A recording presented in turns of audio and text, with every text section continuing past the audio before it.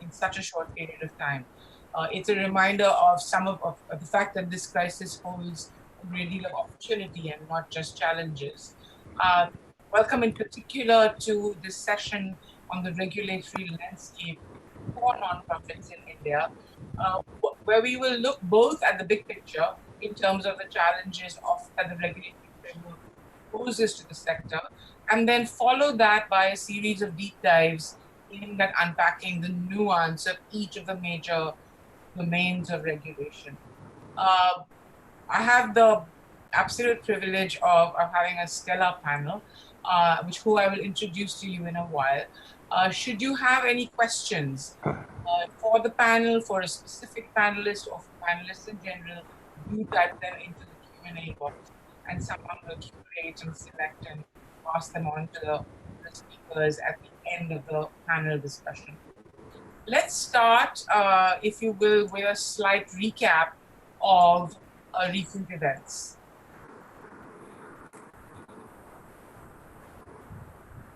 If you've been paying attention to the news coverage of the philanthropic and civil society response, you may have noticed that globally, as well as in India, there's been this unprecedented surge in giving by all sections of society. Across geographies, across communities, across constituencies of people, it is NGOs and citizens that have not only been the first responders, but in too many contexts, the only responders. Yet, as many of you are well aware, this response has come in the face of severe challenges to the operating freedoms of the sector, from resource mobilization to campaigning to the ability to build a sustainable organization or to advocate for one's cause. It feels like one is constantly treading a very careful path through this maze of regulations. Our panel today includes Matthew Cherian, who is CEO of HelpAge India, among many other claims to fame. Priyadarshini, who's a senior visiting fellow at the Center for Social Impact and Philanthropy that I have the honor to lead. Sanjay Agarwal, who's principal at Sanjay Aditya. Moshe Dadrawala, who is the CEO at the Center for the Advancement of Philanthropy. And later in the deep dive session, we'll also meet Dr. Sanjay Patra, who's executive director of the Financial Management Service Foundation. Most of these gentlemen, certainly all of the gentlemen on the panel, need no introduction at all to a nonprofit audience or a philanthropy audience, given that they have spent most of their lives delivering just yeoman service to the sector in terms of literally this piece, helping us navigate our way. So let me start really with you, Priyadarshini. You led the study that was commissioned by Niti Aayog to review government policies across ministries, 15, as I recall, to sort of look at what the pain points are in the interaction and what needs to change. So can you tell us what you found? You may want to unmute yourself. All right.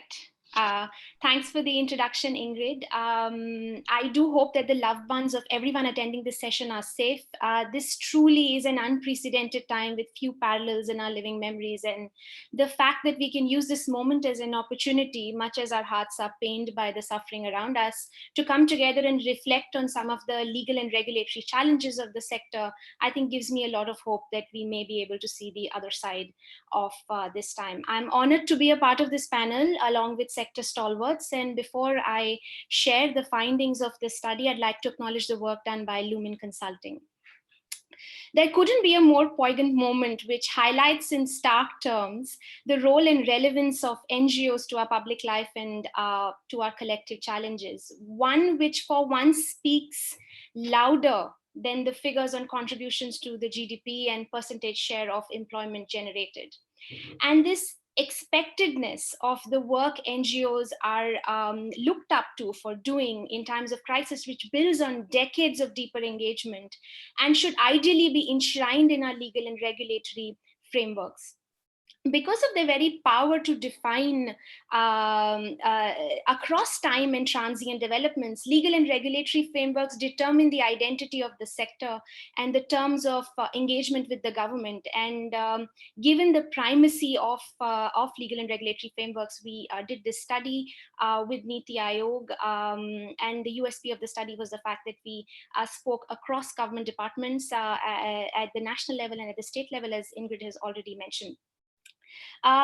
Legal regimes emerge, as we all know, through complex processes over a long durée, sometimes as sporadic stopgap arrangements, at times in response to sudden events, sometimes inertia, lack of a clear dialogue, feedback, and often effective and very intelligent design. So any discussion on legal frameworks cannot be about who got it right or wrong, but rather what needs to be improved and why. And the study was essentially done in this collaborative spirit with the government and the development sector. Now, I'm going to start with the fundamental existential challenge that the study brought to light. Who are we? Our sector lacks an identity, a story about its place in the social, economic, and political worlds of our country in legal terms. This is reflected in the very nomenclature and a very widely varied nomenclature of the sector, which ranges from not-for-profit, social impact, non-governmental, charity, philanthropy. And even the most commonly used terms are a negation. It's not for profit, non-governmental, which highlights neither the uniqueness of our role in the society and the economy and the larger public life, nor the intensities of our engagement, which is way more than just being voluntary. Now, while these terms voluntary and not-for-profit and non-governmental have official recognition, they also indicate the moral weight the sector commands. They do very little in terms of establishing the identity of the sector in its current modern form, which is really of being an equal player with the government, the private sector, and the communities, and exists in large ways in a symbiotic relationship with them.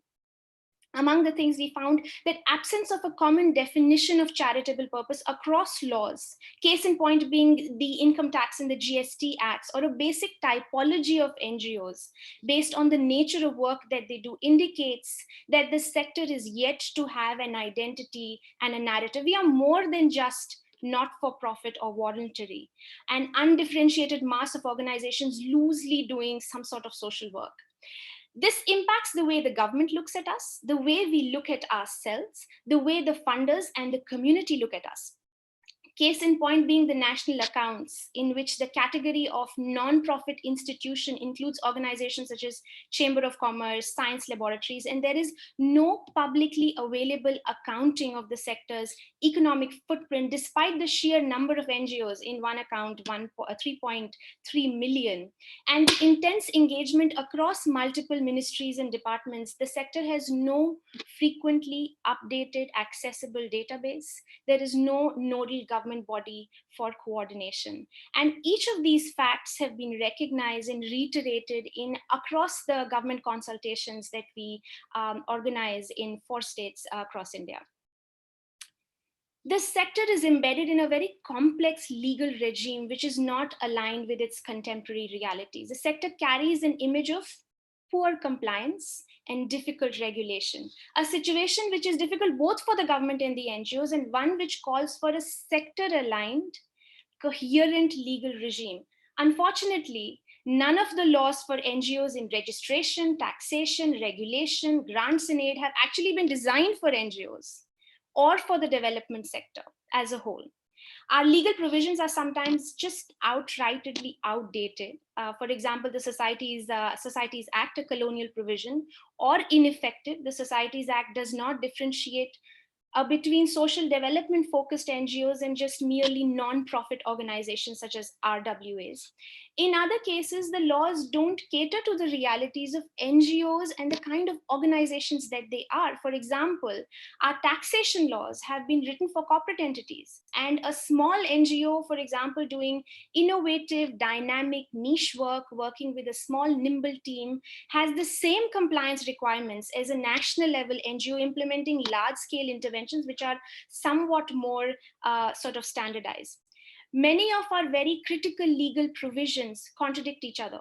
The IT Act allows NGOs to invest in mutual funds, whereas FCRA does not. And there is the challenge of frequent amendments, which are often not communicated in a clear and timely manner, especially the impact of their implications for NGOs, those who are based in rural locations away from state capitals. Now, given this dramatic variation in our legal landscape, the response of the sector has ranged from somewhat breathlessly keeping pace to responding to specific provisions in a very piecemeal manner. In times like right now, where NGOs need to focus with alacrity on the regular work and also respond to the emerging problems while working very synergistically with the government and the private sector, many NGOs will be burdened with the transaction costs of complying with multiple regulators. By one account, NGOs need to file at least 6 returns every year, over and above all the other reporting to the donors. Now, one could justify this legal web if it was at least aiding regulation for the government. Unfortunately, it doesn't. As government representatives themselves have shared with us, they find it difficult to provide effective oversight to the sector. Going to the relationship between the government and the NGOs as mediated by the legal regime, the underlying approach is that of control, prohibition, prevention, rather than regulation, facilitation, support, and cooperation, which is strangely very much at odds with the fact that NGOs have historically had a very close relationship with the government and the private sector. This reflects most fundamentally in the lack of grievance redressal mechanisms across our laws for refusals or defaults or mistakes in registration procedures, taxations, etc.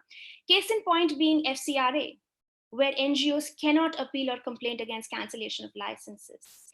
Now, whether it is the wide-ranging timelines for registration across laws, ranging from 10 days for society registration to 75 days for companies, or the lack of clarity on legal provisions such as activities of political nature in the FCRA Act, or the lack of actual exposure of government regulators to what an NGO does or what is the reality at the ground of doing the kind of work that they do, what we have in front of us is a legal regime which in its essence is not meant to promote a transparent sector. The idea is to find the defaulters, whereas the cause of compliance is better served if the focus is on promoting transparency, facilitating accountability, and encouraging the benefits of doing so for NGOs themselves, especially when they seek funding or they interact with the community. A regime which is valued both by the NGOs and one which regulators find easy to manage is what we need and what is conspicuous by its absence. Now, an effective legal regime rests both on clear sector-relevant provisions, but also something I think many forget to focus on, also on the need for strong organizational structures. A weak organization cannot comply very effectively. For example, a small NGO is likely to meet compliance requirements if it knows what needs to be done, gets the right resources in terms of personnel, knowledge, and funds, and is able to see the benefits of compliance for its own work. Our legal and regulatory, and most importantly, funding regime at present does not focus on this. When organizations are busy playing catch up with a confusing, changing regulatory environment, or lack capacity building opportunities around legal provisions, or don't have platforms for constructive feedback on compliance. I mean, let's remember, compliance is a two-way process. It's a relationship between the regulator and the regulated, and don't get funding for building their compliance capacities, the compliance capacity of an NGO is going to remain stunted. When regulators showcase and encourage their best organizations and publicize the measures taken to attain that position, it creates a far better incentive towards compliance than what a defaulters list would. When compliance is a matter of pride, both for the regulated and the regulator, rather than a defensive response, we can see the makings of a self-confident sector. So, where do we begin in reconstituting and enabling legal and regulatory environment? I propose here 4 very broad areas. Fundamental to a self-confident sector is a positive identity and narrative for which, at its very urgent minimum, we need a common definition of charitable purpose across national level policies, laws, and official government databases. And this definition should be encompassing and enabling enough to provide an overarching framework which helps identify which are the social impact focused NGOs. And emerging from this definition, we need a typology of NGOs based on the kind of work that they do. And this typology should be harmonized across databases that we have for IT, FCRA, grants and aid, registration, etc. And this typology should also be used for any kind of data collection activities on the sector, whether it is for national accounts or for funds disbursement, etc. For a coherent legal regime aligned with the sector's needs, we need to simplify and modernize the various legal provisions for the sector. Now, 2 steps can aid this. First, a nodal body within the government which works closely with the sector and legal experts and coordinate across different ministries and departments to standardize and harmonize the various legal provisions in registration, taxation, regulation, and provide an ongoing single point of legal inputs to sector regulation. This must be thought of as a consultative and deliberative process and not a transactional one-off one that sort of emerges just at the time when a new amendment or a law is proposed. Now, having such a body will do 2 things. Firstly, it will provide sort of an institutional location to the sheer range and intensity of the current government engagement with the sector. And it will also be a matter of government recognition of how important the sector is for public life and for government work. The second critical aspect of the legal, of simplifying the legal system is the development of a common national registration law, which can exist alongside state laws, and the NGOs can have the option to register with either of them. Relatedly, I'd like to propose that in taxation, for a sector responsive regime, we need lower compliance requirements for NGOs with smaller budgets. For a shift towards a facilitative and enabling regulatory regime, a system of grievance redressal needs to be instituted across laws. Grievance redressal cell consisting of representatives from NGOs, CBDT, FCRA, and other regulatory authorities which can register NGO complaints around definite turnaround times is absolutely essential. For strengthening the organizational capacity, we need to dedicate funds within the grants and aid provided to NGOs by the government. I'd like to conclude by emphasizing that a responsive legal regime is a common good for both the government and the development sector. The stakes are high, but I'd like to hope that so is the commitment at both ends. With this, I'd like to hand over to my co-panelists.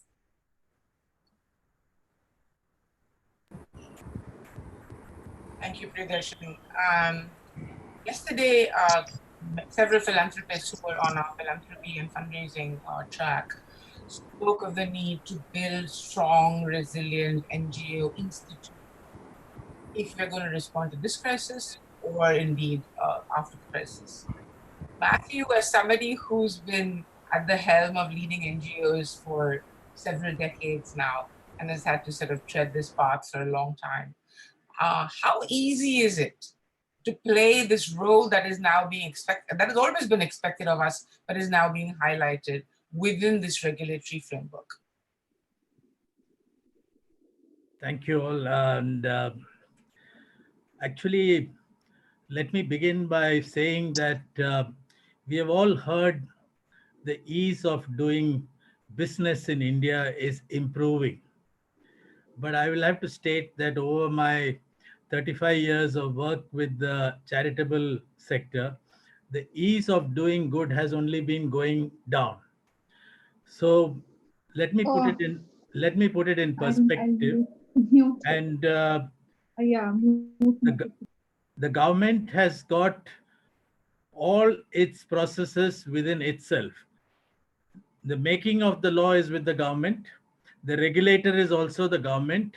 The appeal process and the redressal is also with the government.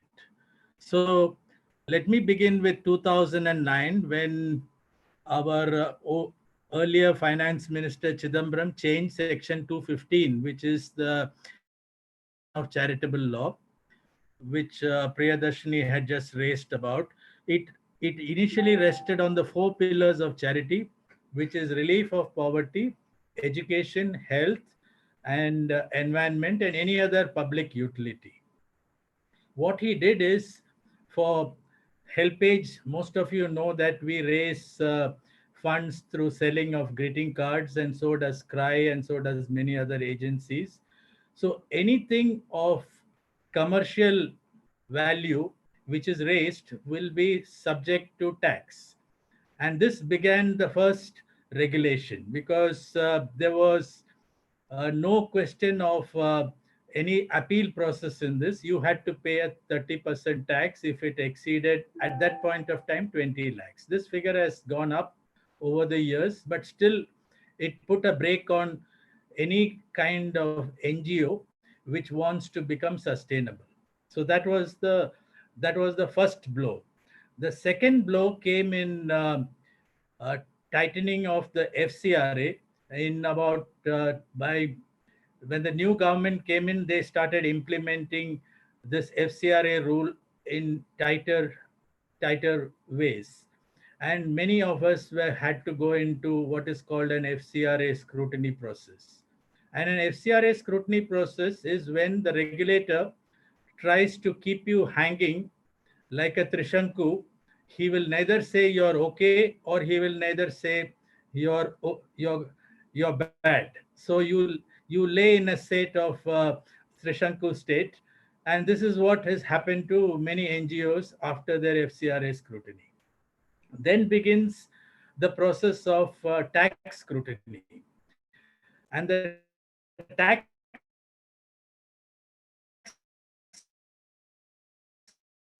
scrutiny process, know there is a hidden rule within the income tax. Any NGO which is having a turnover above 1 crore or an income about 1 crore will be subjected to scrutiny. And the scrutiny process is very cumbersome. They ask you for all kinds of data. In the case of my organization, they wanted the contracts of every staff member, and we have 1200 staff, so they wanted all the 1200 staff. Then they wanted all the donors who had donated about 10,000 rupees to helpage. So all the tax receipts about 10,000 was given to them. And still it goes on. And then of course the appeal process again goes back to the income tax department. So many of us are in a state of complete strangulation by the income tax, by the FCRA, by all the regulators. And we have no other appeal process. We have no ministry which deals with the NGOs. We only have the Niti Aayog, which also does not do anything particularly strong for the sector. What did they? We had actually, some of us on the panel, like Noshir, Sanjay, and Ingrid, we had started something to do build up a credibility alliance. Subsequently, we started GuideStar India, which is to put all organizations on a transparent database so that everybody can see what we are doing. And our accounts are also on the website for the last 20 years or so. So GuideStar also tries to promote these kind of values. Why were we trying to do this? So that we can self-regulate ourselves. It is not true that everybody in the sector is a thief or a uh, or a trying to take out money and spend it on themselves. And we have such good people in the sector. For example, we have engineers, we have doctors, we have various people who have completed their IIMs and are working in the sector, IITs working in the sector, BITS Pilani and working in the sector. And these are all people who have come to this sector for doing good. We have not come here to cheat or to do, and we like to be transparent. So, as Priyadarshini mentioned, the compliance regulation has become so strict and so strong that it is almost impossible to work in the sector. So some of us Even in the recent CSR guidelines, which were issued by the government of India, it says societies and trusts cannot apply for CSR grants. So that means 95% of the voluntary sector cannot apply for a CSR grants. And what does the government think? That all societies and trusts are run in an uncompliant fashion? I sat on the high level committee of corporate responsibility, and what I suggested to them is all organizations should be allowed to take grants, however small or big they are, but you should have a system of uh, accreditation of their agencies so that they are put on to either you put them on Darpan or you put them on GuideStar or you put them on any portal so that companies can choose from them. So what they did in one stroke was to remove all societies and trusts and leave alive only Section 8 companies. I think this is a big blow to the government. And when we mentioned this to Rajiv Kumar, the chairman of Niti Aayog, he did not know that such a law was in place. So I'm surprised how the one hand of the government thinks and how the other hand of the government thinks. And when it came to the corona pandemic, then they have started opening up everything, and Niti Aayog comes to us and tells NGOs should participate. And today, as all of you know, NGOs are the front line of the corona pandemic, including HelpAge, and we are even giving PPE kits to government hospitals. So these are the kinds of things that we do, but at the same time, we get totally in an strict. We are we are compliant in every respect, but we are faced with huge amount of scrutiny. So my kind of appeal is that if you can do anything to this sector to handle the corona pandemic, just let us have ease of doing good and nothing else. So if we can have an ease of doing good regime, then we can survive and prosper. Thank you. Thank you, Matthew. That is indeed an excellent way to frame what needs to happen. Noshir, the CSR law in India is unique, and expectations of what it would deliver were quite ambitious, let's say, at the beginning. Certainly in this crisis, we've seen corporates step up to an unprecedented degree. I mean, we don't have any good data, but to the extent that there is data, it seems like close to 60% of the philanthropic responses come from the corporate sector. How conducive are the provisions of our CSR laws to actually promoting responsible business, or for that matter, to making business a significant partner in development? Thank you, Ingrid. To begin with, Priyadarshini, excellent backdrop that you have set. And Matthew, thank you for your very bold and forthright comments. It encourages me to follow that same trend. So let me begin, and I don't want to sound negative, but I think by bringing CSR as a statute within the Indian Companies Act, India has actually done a disservice to the entire philosophy and concept of CSR. Let me start by saying that CSR is not something new. Companies in this country, without using the word CSR, have been practicing CSR for more than 100 years. Ever since there was industrial revolution in the world, and it came to India at about the beginning of the 20th century. Mahatma Gandhi himself had suggested to corporate bigwigs of that time about the concept of trusteeship of wealth. He talked about that to the Birlas, to the Tatas, to the Godreges, to the Mahindras, everyone. And it began with trusteeship of wealth, the concept for corporates. More towards the 60s and 70s, things moved towards corporate philanthropy, where industries were seen as organizations that were only concerned about money and profits.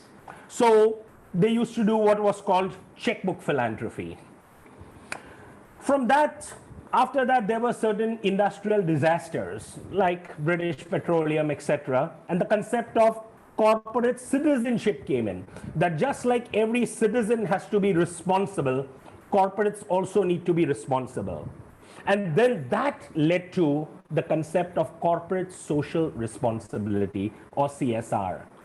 But the world as we know it today has moved beyond CSR to corporate sustainability and corporate shared value. These two concepts are not even somewhere in the footnote of the statute as we know it in India. If you will even look at the philosophy of CSR as talked about by Archie Carroll, who's seen as the guru or the father of CSR, he speaks about 4 responsibilities of the corporate sector. He starts with economic responsibility, be profitable. Of course, you can't be a company and say that I'm not going to make profits. It's the very bedrock. Be profitable, and that's your economic responsibility. But with that comes legal responsibilities. Do your business by the rules and within the framework of the law. He then goes on to talk about ethical responsibilities, that you have an obligation as a corporate to do what is right. And then he comes to even philanthropic responsibilities that improve the quality of life for all your stakeholders, not your shareholders alone. And that's what he talks about. So essentially, if you will look at CSR, it encompasses environmental sustainability, economic sustainability, and an equitable society. CSR is not about what companies do with their profits, because that's what the law is now talking. Okay, so you got this as your net worth or your profit. What are you going to do with that profit? It is how the company makes the profit. CSR encompasses even that. It is not about what you do with your profits, but how did you make your profit in the first place? That goes back to the Archie Carroll's principle. So CSR is about ensuring human rights standards, climate change, sustainable management of natural resources, and even consumer protection. But what have we in India reduced CSR to? Compliance and as a charity tax. This is what we have made it. Section 135 of the Indian Companies Act 2013, probably we are the only country in the world, probably, to have mandated CSR under law. I don't think any other countries like USA, UK, and various other countries practice CSR, but not because it is mandated under law. Companies believe it's the thing to do, it's the right thing to do, and it's good for the business. But here, what have we done? If you have a net worth of 500 crores and more, turnover of 1,000 crore and more, and you have a net profit of 5 crore and more, there are 3 things you've got to do. Have a CSR policy, which is basically a pompous word for what's your plan to do with your money. You need to have a CSR committee of your board of directors, and spend 2% of your pre-tax profits calculated over a block of 3 years as per Schedule 7. Now, the Schedule 7 is list of specified CSR activities. I agree that it's a wide gamut. It covers education, healthcare, it even covers disaster relief, management, etc. But there are 3 ways in which a company can do CSR. As it stands now, and I'm not talking about the company CSR policy rules which are still proposed and not implemented. You can do CSR on your own with the help of your employees. You can do it with your own foundation, which could be a trust, society, or a Section 8 company. Or you can do it with an implementing agency, which should be a trust, society, or a Section 8 company with a track record of 3 years of service. Just as an aside, PM CARES Fund, which has recently been created, is a public charitable trust. I beg your pardon, it doesn't have track record of 3 years of service. I'll stop at that. I do not wish to be more critical than that. Let me go on to what are the shortcomings under law. Companies have been advised you must give preference to your local area. But your local area could be saturated. There are enough companies doing. Why can't you do something in the Northeast? But you must give preference, and there are even specific circulars telling companies give preference to local area. Of course, leave it to the company to decide what its preference is. And coming to the choices, look at how CSR is pushed down the company's throat. You can give it to any central government fund, but specifically a recent circular says you cannot give CSR funds to the Chief Minister's Relief Fund. Why so? all right? In-kind contributions. Companies have a lot of products to give for the moment right now. Medical equipment, medicines, etc. What does the CSR rules and the FAQ of Ministry of Corporate Affairs says? You have to spend on CSR. In-kind giving is not CSR. You can do it. I mean, it's good work. I mean, go ahead, give some material, but it won't. You have to spend on CSR. And for the company, it is not a business expenditure. That means you can't get tax deductably under Section 37 of income tax. But of course, you can give it to your own foundation, which may probably give you an ATG tax deduction, or work with an implementing agency. And what has been proposed to us right now, what has been proposed, and which is not law as yet, is you must spend 2%. And if you fail to spend 2%, all right, within a month of the close of the financial year, put it in an escrow account, which is fine. But if you don't have an ongoing project, you have to give it to something that the government will set up called the National Unspent CSR Fund. I'm going to take a much deeper dive into concepts of CSR. So I'm going to save some of my energy for that. I think I've already been a little more critical than I should have, but I'll pause at this point. Thank you, Ingrid. Sure, we count on you for that. Yesterday's plenary session at Charcha 2020, Rajiv Kumar of Niti Aayog spoke of democracy, human rights, and ecological protections as necessary conditions for sustainable prosperity. The regulation which most frequently crosses swords with those ideals, or in fact, a regulation that has positively, some might say, even been weaponized against those ideals, is the FCRA.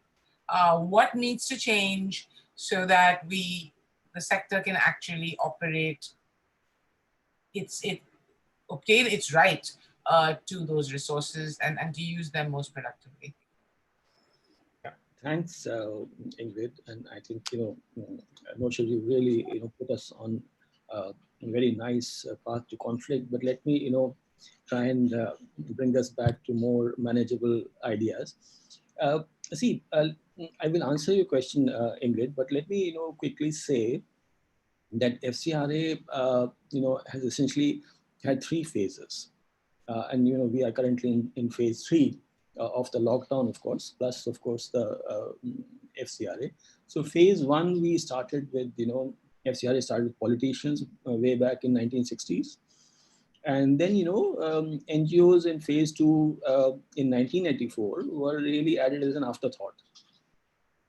And in 2010, what has happened is that NGOs have become the centerpiece and politicians have really become a footnote.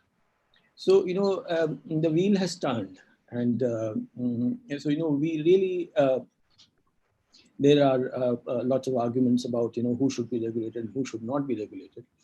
And there is always a tension between the regulated and the regulator, because we always regulate the other and not ourselves. And that's why this entire debate about self-regulation has been. Coming a little to FCRA, see, FCRA has been attempting to do is a lockdown on ideas. And we know that these lockdowns don't work. For example, we had a very long lockdown on gold. And that's how Amitabh Bachchan, we saw Amitabh Bachchan, jumping all over Bombay's roofs with briefcases full of gold biscuits, I don't know how many kgs. And, then we had Dawood becoming so rich because, gold was banned. So, gold smuggling didn't work. And finally, they lifted the ban on gold. And gold is a very physical thing. So next we have a lockdown on Corona. And unfortunately, that lockdown also doesn't seem to be working because, this bugger is, this fellow is, just smuggling and snuggling itself, God knows where. So in that kind of a situation, how do we really lock down foreign ideas? To my mind, that itself, it's not really a question of ethics. It's a question of practicality. You can't really do it. And so you might as well, as the government has been saying, intelligently, you might as well learn to live with it. And learning to live with ideas means that, we don't really block ideas, but we learn and we counter ideas if necessary. So I'm not saying that, everything that comes from abroad is necessarily good. I think most of them are probably not good. But then, we need to be able to vocalize why it is not good and, to learn to deal with that. And that, brings me to the question of enforcement. So, like Priyadarshini, you said, we really have two choices. Either we regulate or we restrict. And today what we are looking at is a more restrictive regime than a regulatory regime. A regulatory regime accepts that, what is happening is important, but it needs to be disciplined so that, it doesn't damage the society. Whereas a restriction is an approach which is a bit like a lockdown. It doesn't really, it's a very, very blunt instrument. And therefore, it doesn't work so well. Second issue around enforcement is that, what is the capacity and what is the skills that our FCRA department has? So, we have about 20,000 active NGOs, and they are doing all kinds of, innovative and wacky and wonderful things, and of course, wild things also all across India. And how do 30 persons sitting in Delhi in an office regulate and monitor that? It is an impossibility. So what we have is we have a front-end permission where the FCI department spends all its energy on the front end, and by the time by the time it is to look at what is happening with that money, they have really no energy left. So therefore, they rely on information coming their way, information breaking out in newspapers. An example is IRF. I'm sorry, was it? Yeah, so this Zakir Naik, his NGO was given FCRA permission, and then when a bomb exploded in Dhaka, then that's when they realized that maybe we shouldn't have. So it is very difficult actually to front end FCRA, and what is therefore more important is to regulate the use of foreign contribution, and therefore what could work better is a situation where you open up, you make it easier for people to get FCRA registration. You don't exclude them, and then anyone who's doing something very, very naughty or something very anti-national with that, you have all the power and you have all the laws to regulate that. But this idea of having people struggle with permission, creating a regime where most of the time we are looking at getting permissions and registration itself, I think is counterproductive. And then there is the way the FCRA department works. So FCRA, for example, has been, it was extremely opaque at one stage. I remember in the 90s, we used to have a lot of fun in workshops asking people how much foreign contribution comes in. And you will not believe it, people used to say 1,000 crores, 1 lakh crores. They had absolutely no idea as to what was happening. Now today, all that has changed. There is a lot of information. People are aware of what is happening on FCRA. Some of them are misinformed, a lot of them are well informed.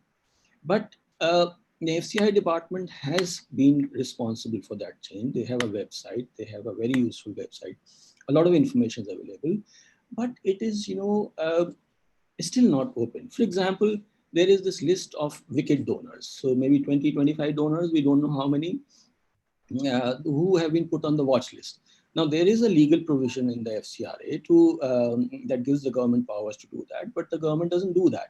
The government instead sends a secret letter to RBI, and the RBI sends that secret letter to banks.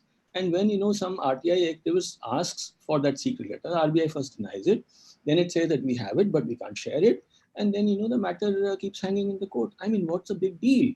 If you have 20, 25 people on a watch list, and they are very wicked, then please tell us so that we will keep away from them. Then let's take another example, since Moshe has already let the cat out of the bag. The PMNRF, the PM National Relief Fund, is exempt from FCRA.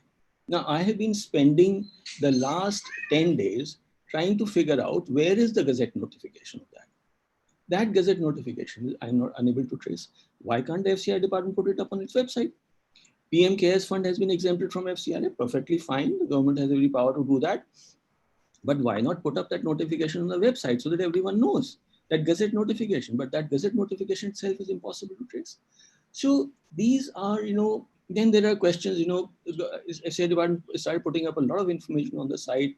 For example, who's been issued a notice of suspension, and whose FCI is being cancelled. But I find that these disclosures are, not, they are, sort of patchy. If NGOs had more information on what they're not supposed to do, they would be better able to avoid those kind of things. Then if you go to the FCI department for a clarification, what you'll probably end up with is that either they will not respond, or they will copy paste the entire act or a particular section and send it back to you. Now, if that is what you needed, then it doesn't take you anywhere. So following the process which is laid down in the FCRA law has actually been very difficult.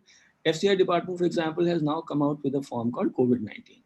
Now, this is nowhere, if it is to be filled up, very good. But why don't you issue a proper notification? Why do you simply send a letter? And then when the people log in and try to fill up that format, they find that some of them are allowed to do that, some of them are not allowed to do that. So all this creates a very, very mystical environment. And I'm all for mystery. I know I'm a great fan of Khalil Gibran, and I love his poem on the laws, how laws are written in sand, and how we just play with the laws. But sometimes I feel that I should really be reading Alice in Wonderland, because that's what our regulation feels like. Off with their heads, whose heads are to go where.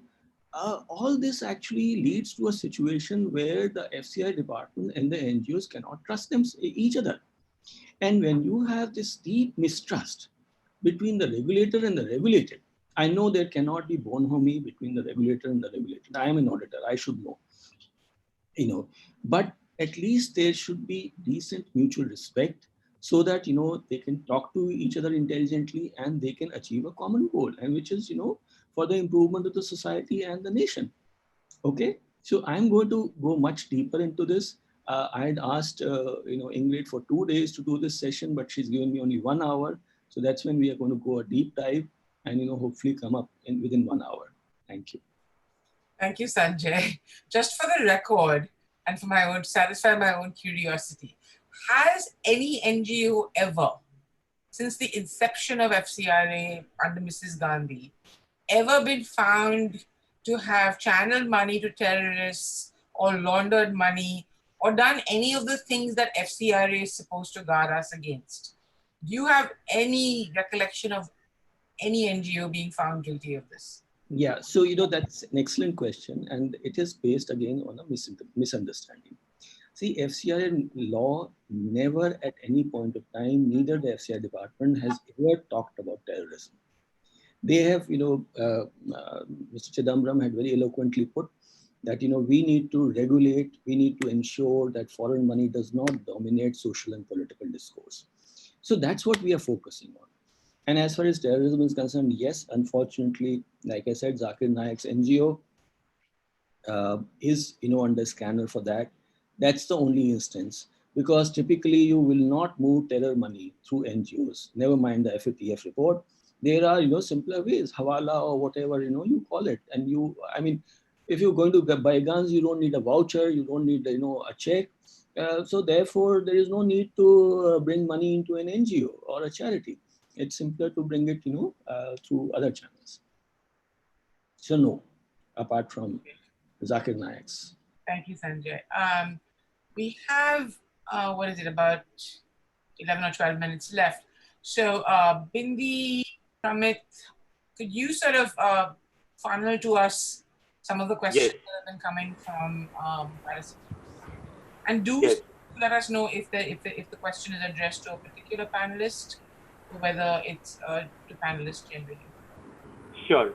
So first of all, lovely session. I think we have received quite some appreciation from all the channels that we are broadcasting this event. We are broadcasting this event through Zoom, through YouTube, and there is also an app called Identify. So we have tried to collect some questions from these channels basically. So the first question is, how can we take these issues outlined by Priyadarshini and the Center for Social Impact and Philanthropy to government to take some action for towards that, and how can we NGOs help in that? The second question is, the CSR Amendment Act require mandatory impact assessment, which results in forceful funding with handful of NGOs that have evaluation mechanisms already and hurt smaller NGOs. Is it a good thing making smaller NGOs upgrade their evaluation mechanism? The third question is, what are the thoughts of the panel on effective self-regulation for non-profits in India? And with 3.5 million NGOs, the sector needs an independent ombudsman or commission for regulatory requirements. May I just respond to that small one regarding that CSR? So very quickly, first of all, this is only a proposal. It is not notified and is not in force. But what has been proposed is, if it is a company spending more than 5 crores or more in a year, then impact assessment is mandatory for such a company.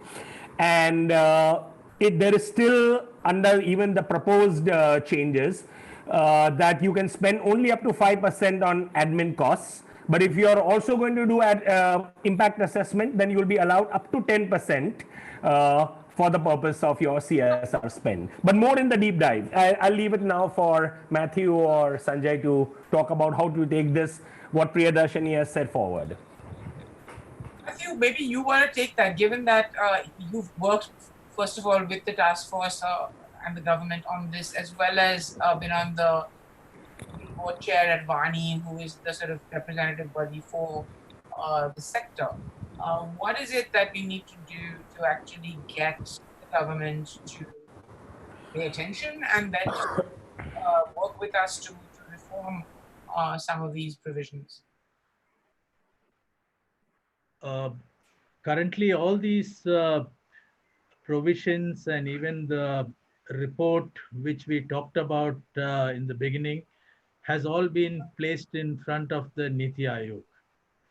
And for a few years, I've been involved in trying to get this as a national voluntary law, which can be placed in perspective so that all can follow it. Because we still follow the 1860 law, which was passed in the British government. And for the sake of record, the 1857 was the first Indian War of Freedom, which British called it the Sepoy Mutiny. And after that, the 1860 law was passed to regulate the sector. So this is the perspective. So we have always been wanting a law which will give us an identity as a separate sector. But what is failing us is that every ministry is not responsible for the voluntary sector. We have also been saying that there should be a single point ministry which should do it. And in the first attempt in making a law, which was attempted by Sanjay Agarwal and Noshir, who is on this panel, and I was also part of it, and it failed because there was no single ministry which will adopt it as their own. So finally, the ball was placed in the Ministry of Corporate Affairs and the Ministry of Company Affairs. And the Ministry of Company Affairs said, we are already overworked with all these things. We are not going to take up this CSR law. So that is where that attempt ended. The second attempt was, there was a Supreme Court case where they said all the 3.15 million NGOs are not audited. And it was also placed, there is a rule which is in the government, which is called Rule 2362 of the GFR, which is the General Financial Rules of the government, which says all grants given by governments to NGOs should be audited by the Comptroller and Auditor General of India. They should go in for CAG audit. But over the years, since 1985, not a single CAG audit has been conducted on any NGOs. So this fault doesn't lie in the NGOs, it lies in the own government regulatory departments. Okay, having said this, the government then said there should be some provision of audit of all this. And so finally, they came to the issue that it should be given to the Niti Aayog to formulate whatever they want to formulate. And this is the Supreme Court's decision. So now the ball is in the Niti Aayog's court to come up with a law. And I think Ingrid is also part of that effort to come up with a law. And hopefully, if government is willing, they will come up with a law, or they will come up with these piecemeal notifications, or as Sanjay calls it, what mystical announcements or whatever it is. So that is what they will come up with. So I think finally we need a law. And in order to have a self-regulation, we need to have an accreditation. We need also NGOs to have a transparent procedure of reporting. And we also need something which will be a simplified compliance structure, not this complicated compliance structure, which I don't think any small NGO will be able to follow. We at HelpAge are able to follow it, but it is, I can tell you, it is very, very cumbersome.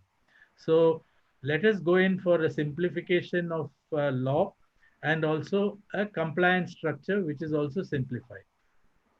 Yeah. Thank you, Matthew. This is music to Pramit's ears, since this is exactly what he's been working on for the last several months. Okay. Yeah. You want to speak at all to the self-regulation question?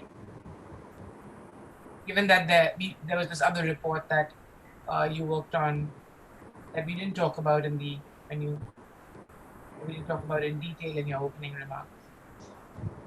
See, self-regulation is based on the principles that self will regulate.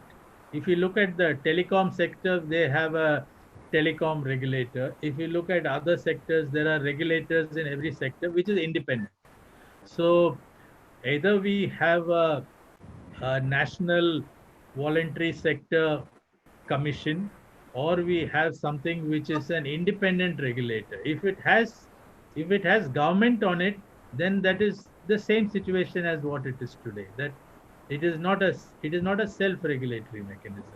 So it could be a body which is a national commission which has independent NGO, maybe private sector people, maybe it could have one or two bureaucrats also. But the thing is, it should be fairly independent of the government, and that can do a fair amount of self-regulation.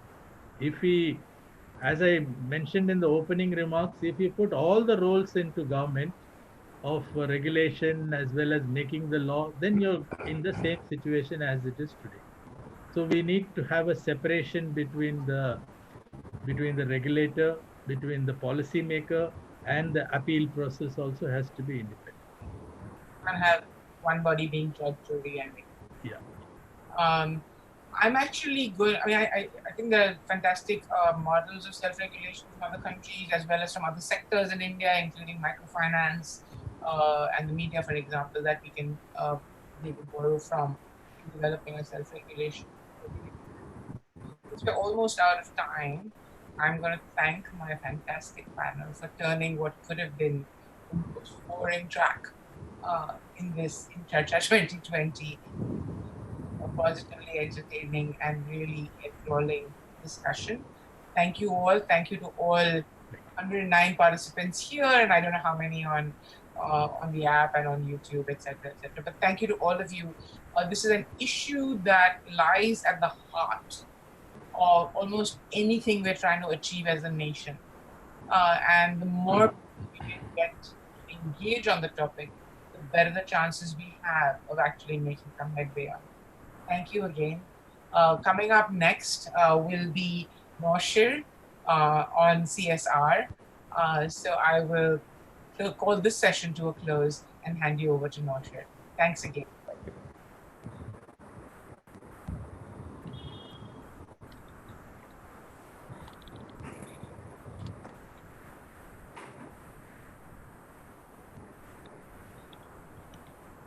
Hi, I can't hear you. Noshir, just 2 minutes. Yeah, sure. Maybe we'll just play a quick film and then she'll hand it over. All right. Don't go anywhere, people. There's Naushad, and then Sanjay and Sanjay to follow on issues that are really, really critical for all of us.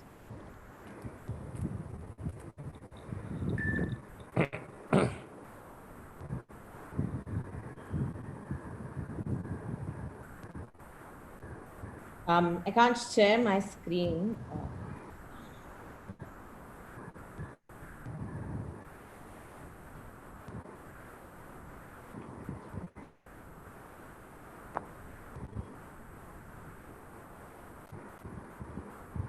There it is.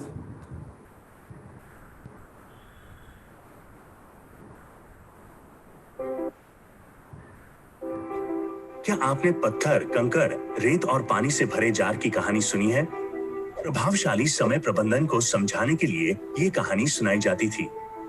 संकट के समय में दान कैसे काम करता है, ये दिखाने के लिए आइए हम उस कहानी का उपयोग करते हैं। उदाहरण के तौर पर भारत का कोरोना वायरस लॉकडाउन। इस जार को लीजिए। ये उन सभी भारतीयों का प्रतिनिधित्व करता है जिन्हें मदद की आवश्यकता है, जिनमें लाखों प्रवासी कामगार, दिहाड़ी मजदूर, बच्चे और ग्रामीण परिवार शामिल हैं, जो अपनी आजीविका खो चुके हैं। सबसे पहले हम पत्थर को डालेंगे। ये बड़े टुकड़े सरकार को दर्शाते हैं, जो लंबे समय के लिए राष्ट्रीय पैमाने पर सबसे अधिक मदद कर सकते हैं। लेकिन हमारे जार में अभी भी बहुत जगह खाली है। अब हम इनमें कंकड़ डाल सकते हैं, जो फाउंडेशन और CSR को दर्शाते हैं। वे उपनियोजित और ज्यादा प्रभावशाली कार्यक्रमों का सहयोग करते हैं, जैसे अस्पताल और स्कूल। लेकिन इस प्रक्रिया में समय लगता है और सभी तक नहीं पहुंच पाता। अब रेत को डालते हैं। ये उन सभी बड़े दानकर्ताओं को दर्शाता है जो आपातकालीन परिस्थितियों में अति आवश्यक जरूरतों के लिए दान करते हैं, जैसे खाना और रहने की जगह। क्या अब जार भरा हुआ है? पूरी तरह से नहीं। हमें अभी भी एक और जरूरी तत्व की आवश्यकता है। पानी हम सभी यानी सामान्य नागरिक का प्रतिनिधित्व करता है, जो जरूरत पड़ने पर अपना पैसा, समय और ज्ञान प्रदान करते हैं। एक सफाई कर्मचारी को दिया गया हर एक रुपया, एक प्रवासी मजदूर को कैश ट्रांसफर या ऑनलाइन डोनेशन, दान की हर बूंद मायने रखती है। इस तरह का योगदान सबसे ज्यादा अनुकूल है और हमारे जार को पूरी तरह से भरने का एकमात्र तरीका है। दूसरे शब्दों में, यदि आप एक सरकार, फाउंडेशन या CSR अधिकारी हैं, तो संकट के समय में आपका योगदान लंबे समय तक सामाजिक प्रभाव को बनाए रख सकता है। और यदि आप एक व्यक्तिगत दान करता है, तो आपकी मदद की सबसे अधिक आवश्यकता है। नकद या खाने का सामान दें, जो तुरंत उपयोग किए जा सकते हैं। एक क्राउड फंडिंग प्लेटफॉर्म देखें, जो छोटी भेंटों को एक साथ रखकर बड़ा अंतर बना सकता है। याद रखिए, आप सभी के सहयोग से ही यह कार्य पूर्ण हो सकता है। इस जार को भरने के लिए सबकी आवश्यकता है और इसमें आप भी शामिल हैं।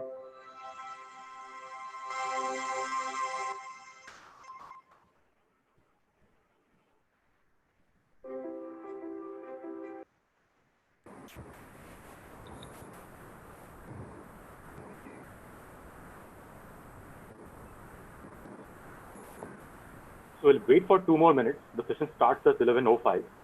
Right.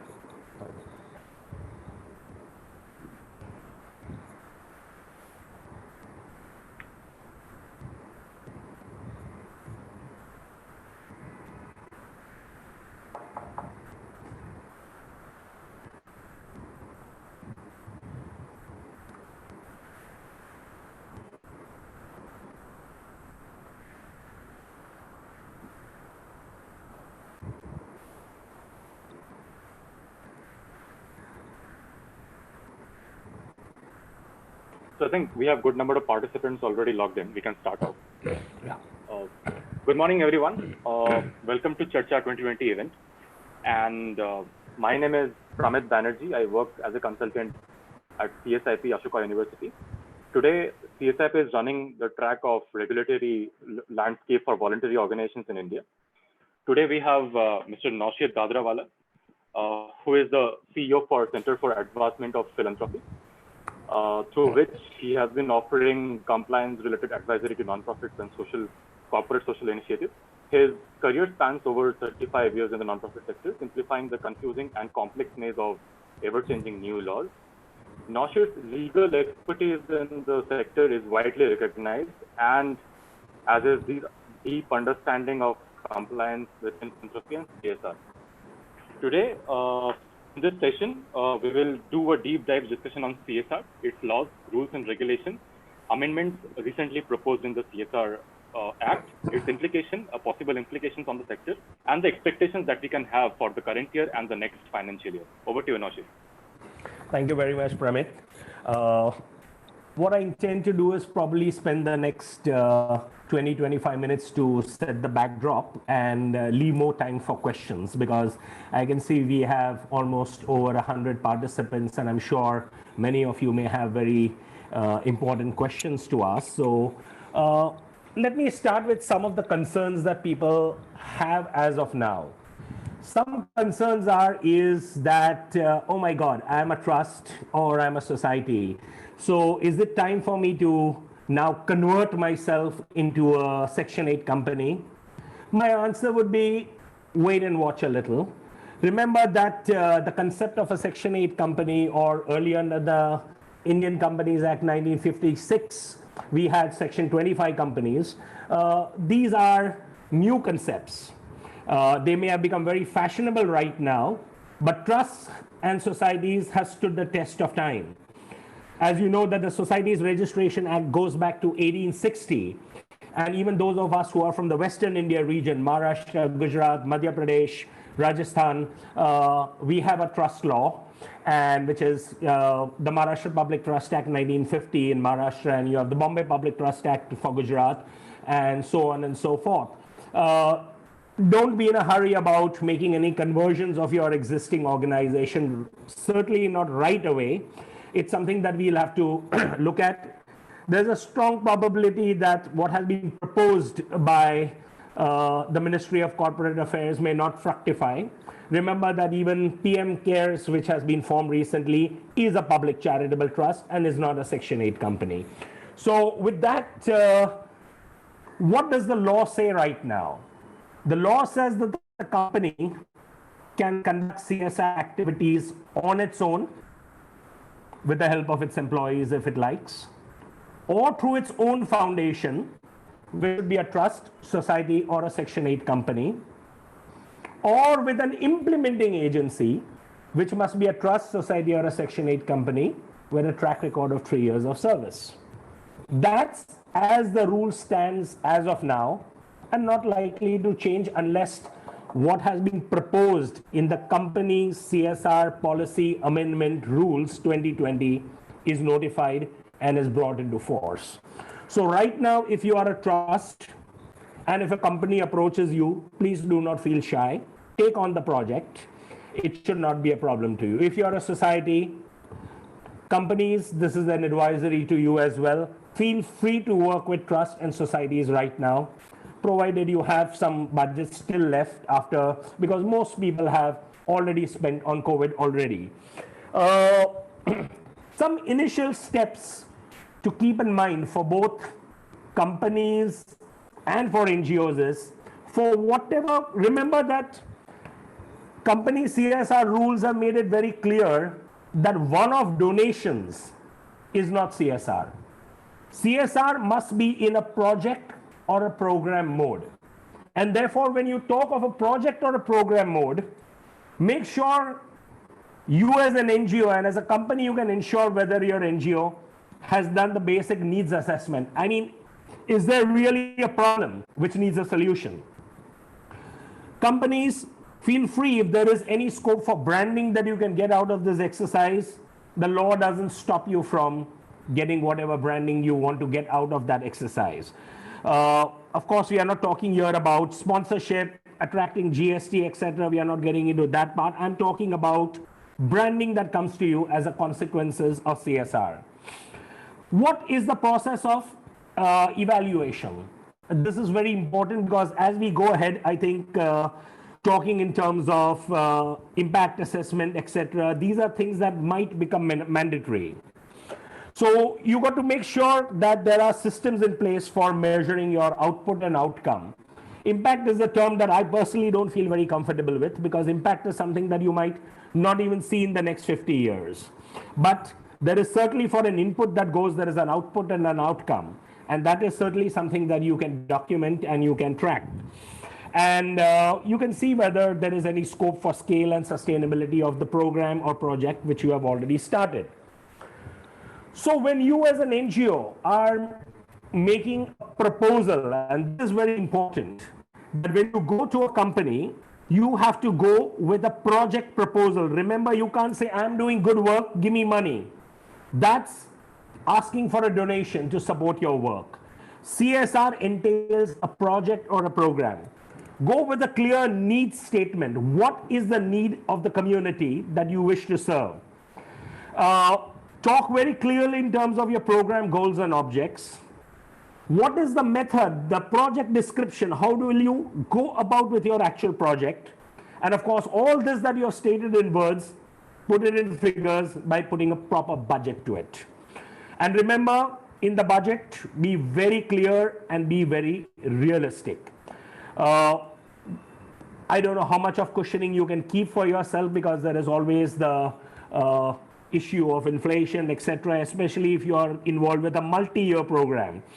And bring in the component of M&E and sustainability inside your program. Now, a very important part that I wish to talk about is that many companies go with NGO into what is called a vendor agreement.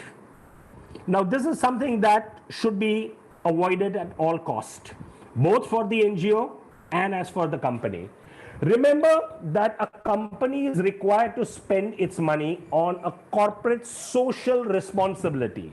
And for that social responsibility, it goes to a social organization, which is, of course, an organization established for charitable purpose as understood under the income tax law.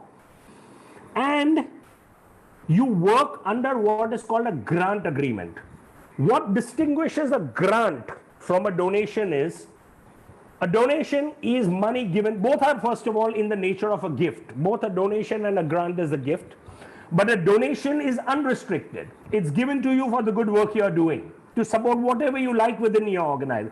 But a grant comes with specific terms and conditions.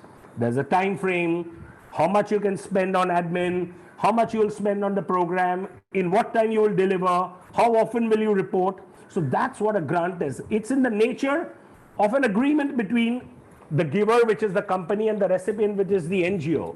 But it's called grant agreement, and a grant agreement is a gift that is given to an NGO. Now, what some companies try to do is enter into what is called a vendor agreement. That is, you see the NGO as a provider of service. Now, the moment that happens, the company insists that the NGO should be registered under GST, and of course, the GST has to be borne by the company. Then the organization, the NGO, becomes a provider of service.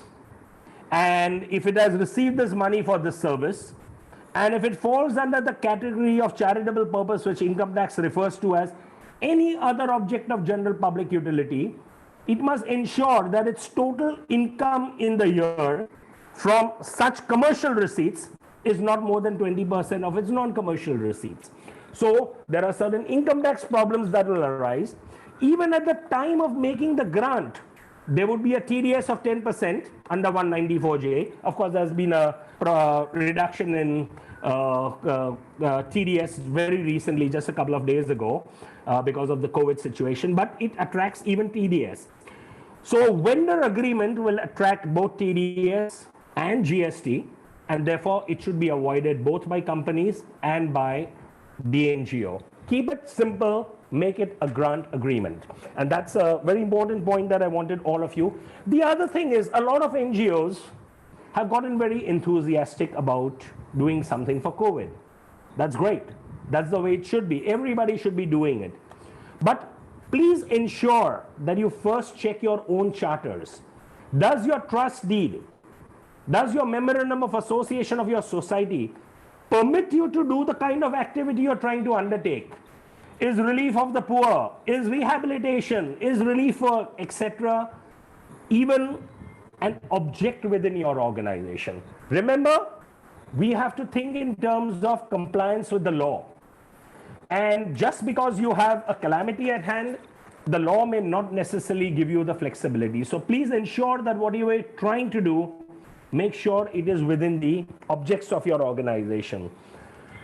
Make sure at the end of the project, or rather every year, your chartered accountant will give you a utilization certificate of the amount sanctioned, amount utilized by you, amount carried forward, if any, if it's an ongoing project, bank interest which might be earned, account for that as well, amount that is spent on the actual project.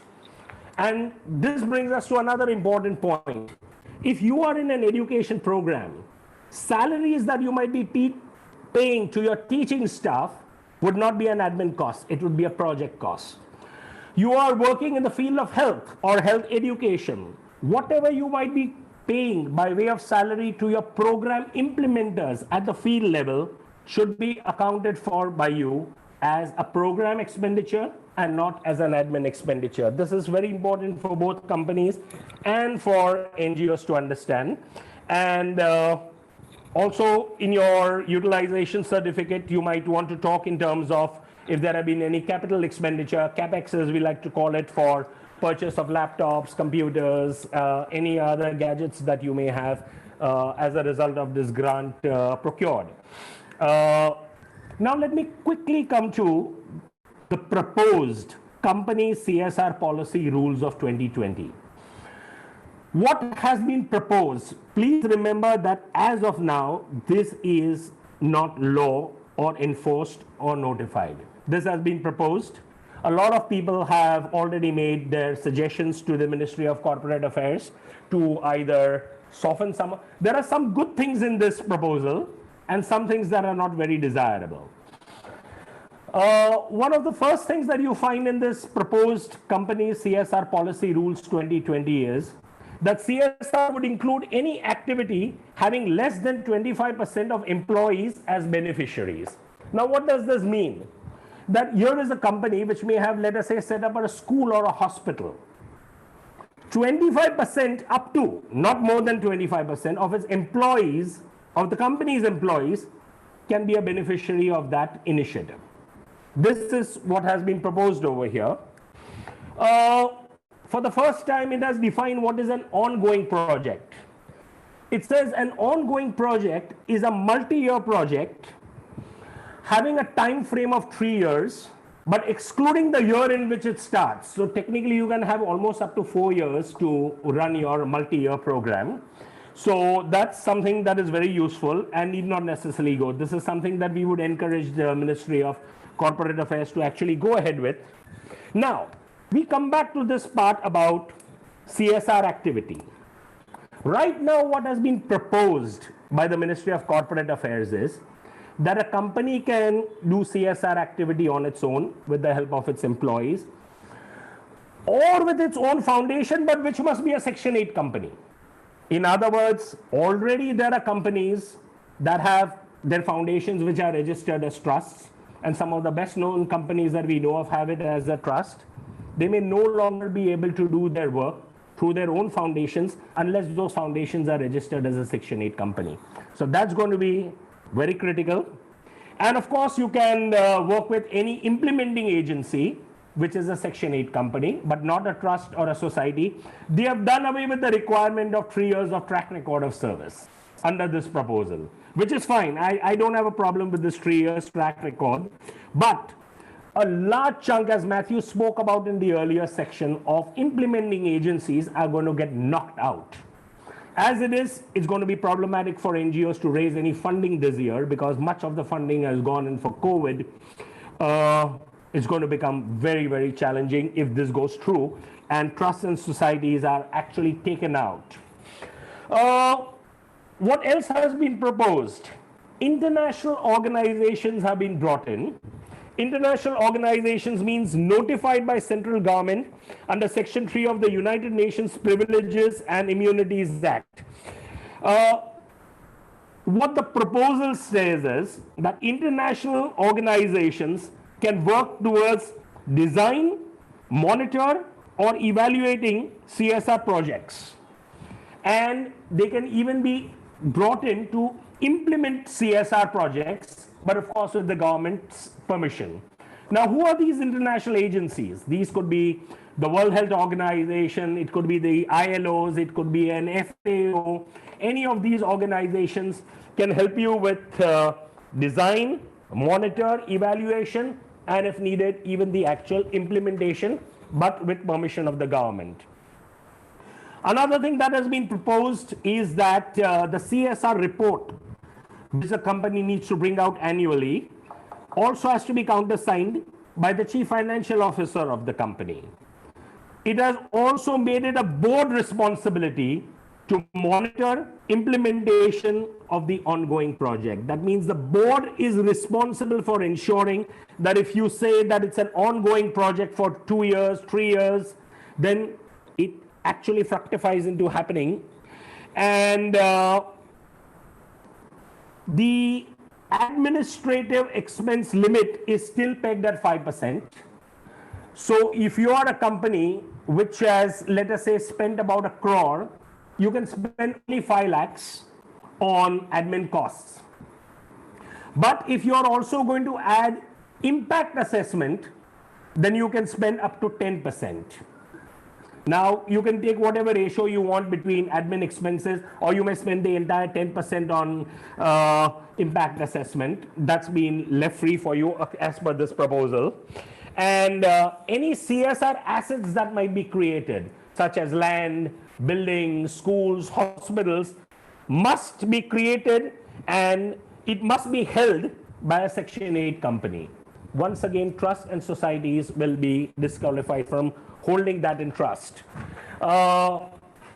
Any unspent CSR funding by a company, unless it's an ongoing project, must be put within 30 days into a new kind of a fund that the government of India will create, which will be called the unspent CSR account, and or rather the fund, and in which the unspent money will have to be given, and the government will then decide how that money is going to be spent. But if it's a multi-year ongoing project that you are involved in, you can put it in an escrow account and make sure that you utilize it over a period of maximum of 3 years. So impact assessment has been made mandatory, but it has been made mandatory only for companies that will be spending more than 5 crores or more in any given fiscal year. And yes, the government is going to be establishing what is going to be called, quote unquote, a national unspent CSR fund, in which all your unspent money, even at the end of the 3-year program, if you still have some left over, you can put it into this fund. There's also a change in the reporting format for companies. You have to report the number of CSR committee meetings that you may have had, details of your impact assessment, unspent monies which you may have put in your escrow account, about your CSR assets that you might have created, and your CSR report, as I said earlier, has to be signed by the CFO of your company as a countersigning. Now we come to the final part, and I'll take the last 3 or 4 minutes on that. Is Ministry of Corporate Affairs has recently brought out a circular, recently as in it's dated 10th of April 2020, and it's in the form of an FAQ. What companies can do, what companies cannot do. One of the things that has been included in this particular circular is that giving funds, your CSR funds, to PM CARES is qualified as CSR activity. But giving money to the CM fund, the Chief Minister's fund of your state, will not count as CSR spend. You can give it to your state disaster management authority, because that gets covered under clause number 12 of Schedule 7, which includes disaster relief, rehabilitation, etc. Payment of salaries even during lockdown, you cannot use your CSR funds for that. But if you have any daily wage workers, or what we often like to call gig workers, that is people who are working on daily wages, who are on a temporary basis, you can give them a one-off, a one-time ex gratia payment to help them overcome problems of poverty, hunger, lack of livelihood. So so from your CSR money, you can pick up and give it to temporary workers, gig workers, and that would be allowed as CSR. So because I wanted to keep this as a very interactive session, and I know that I moved a little very rapidly right now, but I wanted to give you more time. So we have, I believe, about 35 minutes now for question and answer. So let's keep this interactive for the next 35 minutes. So I think I've given the background that I needed to do. Pramit? Okay. So we have received a lot of questions, questions regarding CSR considering grant agreement with NGOs. Is it subject to GST or TDS? So if it is a grant permit, then there is no question of TDS or GST at all, because the grant is in the nature of a gift. That is, it's a contribution that is being made. But if you enter into what is called a vendor agreement, where there is a customer, which is the company, who is engaging an NGO as a provider of service, then that is what is called a commercial vendor agreement. That would involve the requirement of TDS. That means, let's say the project is hypothetically 1 crore rupees. The company is required to deduct TDS at the rate of 10%. Now it's a reduced one since the last couple of days. But TDS has to be deducted and the money given, because then the NGO becomes the professional provider of service. And GST will have to be borne by the company, but it also means that the NGO will have to seek registration under GST, which is not necessary. So therefore, to make things very simple without complicating it, please ensure that you word your agreement as a grant agreement. Do not use terms like the vendor of service, and do not make your NGO a contractor or a subcontractor of service. That's what I'm trying to say in simple terms without complicating matters. All right? Right. So there is another question coming up from the audience, is that what kind of philanthropic approach should NGOs expect to see from CSR in the aftermath of the pandemic?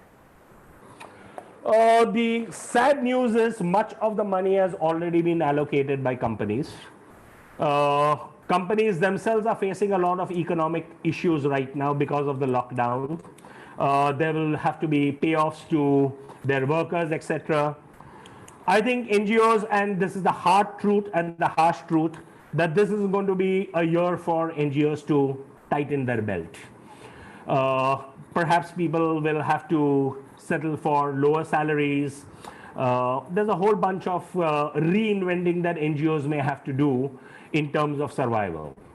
It's not going to be easy. Your best bet probably will not be corporates. It will be probably individuals. Where NGOs are concerned, perhaps you need to reach out to, whether it's a high net worth individual or it may be even a middle class, the Aam Janta, as we may like to call it. But you may have to reinvent yourself to see that your work can be supported through individual giving. And please make no mistake, the world over, if you will look at statistics, even if you look at statistics of what is called Giving USA, you will find that almost 80% of the giving to philanthropy comes from individuals.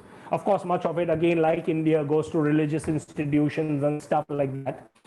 But right now, as we know, that even funding to religious institutions have come to a grinding halt. In fact, a few days ago, we read in the newspaper, some of you may have read it, that even Tirupati has a problem with cash flow right now. So that's how it is. Right. So you have talked about organizations having a track record of 3 years, right, to be eligible to receive CSR funding. Right. So what do you really mean about having that track record? What does it cover? So this is, first of all, not part of Section 135 of the Indian Companies Act. It is part of the rules that the company CSR rules of 2014 say that the NGO must have a track record of 3 years of service at the bare minimum. So it doesn't talk in terms of you have to be registered for the last 3 years. There are many organizations that may have started out with doing work and maybe run it for a year or so, and then they found it necessary to get themselves registered. It simply talks about having a track record of 3 years of service. Now, if you will look at the proposed new policy rules, they are trying to do away with this requirement of 3 years.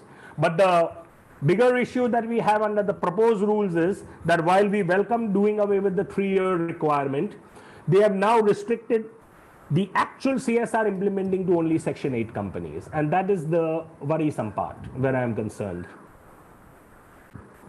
Right. There is one more question coming up. What is the rationale behind mandating implementing agencies to register as Section 8 companies? How likely is this proposal to go through? What impact do you foresee because of this?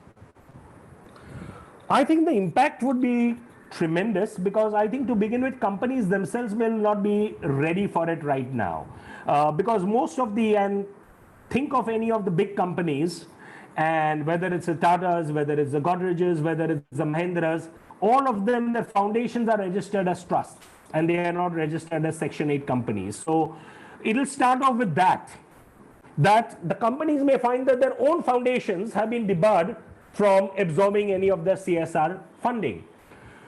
And as you know, that Ministry of Corporate Affairs last year tried to criminalize non-performance of CSR. That, I mean, there were jail terms, and almost within a matter of few days, when corporates made that appeal to the Ministry of Finance and to Nirmala ji, I mean, there was a turnaround, and Ministry of Corporate Affairs said that, okay, we will not make this a criminal offense, we'll keep it civil. So in like manner, I think if there is enough lobbying, or for lack of that, a proper term for that, is done by the companies, I think we can do away with some of these draconian changes. Because first of all, let's understand that out of this, in the earlier session, we heard about 3.3 million NGOs in this country. A large number of them are trusts and societies. Maharashtra alone has nearly 8 lakh, I repeat, 8 lakh trusts and societies registered with the Charity Commissioner's office. And all these trusts and societies are heavily regulated by the state authority. You may not have the equivalent of the Charity Commissioner in Delhi, or you may not have it in Karnataka and other, but in Western India region, you have the office of the Charity Commissioner in Maharashtra, Gujarat, Rajasthan, Madhya Pradesh, and these are heavily regulated. And do you think the trusts will, all implementing agencies will say, let's jump to becoming a Section 8 company? First of all, let's get this very clear, that it's a form of registration that you have, whether as a trust, society, or a Section 8 company. What is good, what is bad, it's for no one to judge. It's like in the education system, you might choose to go through the SSE stream, through the ICSE stream, but when you go to college, you all become one. If you use this analogy, you will find that whether you're a trust, whether you're a society, whether you're a Section 8 company, income tax gives you equal treatment. It's the same 12A that you get, it's the same ETG that you get, and there is no preferential treatment for a Section 8 company. Where FCRA is concerned, they do not give any preferential treatment if you're a society or a trust, or you are treated on par. So it's a form of registration that you have chosen for yourselves. And I think here we need some strong lobbying, which has already happened, but we need more of that, and more of that coming from companies, industries, and more importantly, industry bodies like the CII, FICCI, ASSOCHAM, Merchants Chambers. They need to make the pitch for this, that keep the status quo where trust, societies, and Section 8 companies are concerned. You may do away with the 3-year track record requirement. That's fine with that. Because after all, as you know, that in this country, startups are given a lot of preference. But we are talking about startups which are for profit. How about startups which are in the NGO sector? There may be so many initiatives that people may want to do in the COVID regime. And these will be startups. And let's say somebody decides to make it a trust. Why should such an organization which is registered as a trust, as a startup, be debarred from receiving any funding from a CSR source? So I'll stop at that, Pramit. Right. So the next question is coming up as, what do you mean by an utilization certificate? Like, many non-profits actually report their expenditure to their donor partners. So what utilization certificate will really include? what is the difference between program expenditure versus administrative expenditure? Where can we check the classification according with our NGO focus? All right.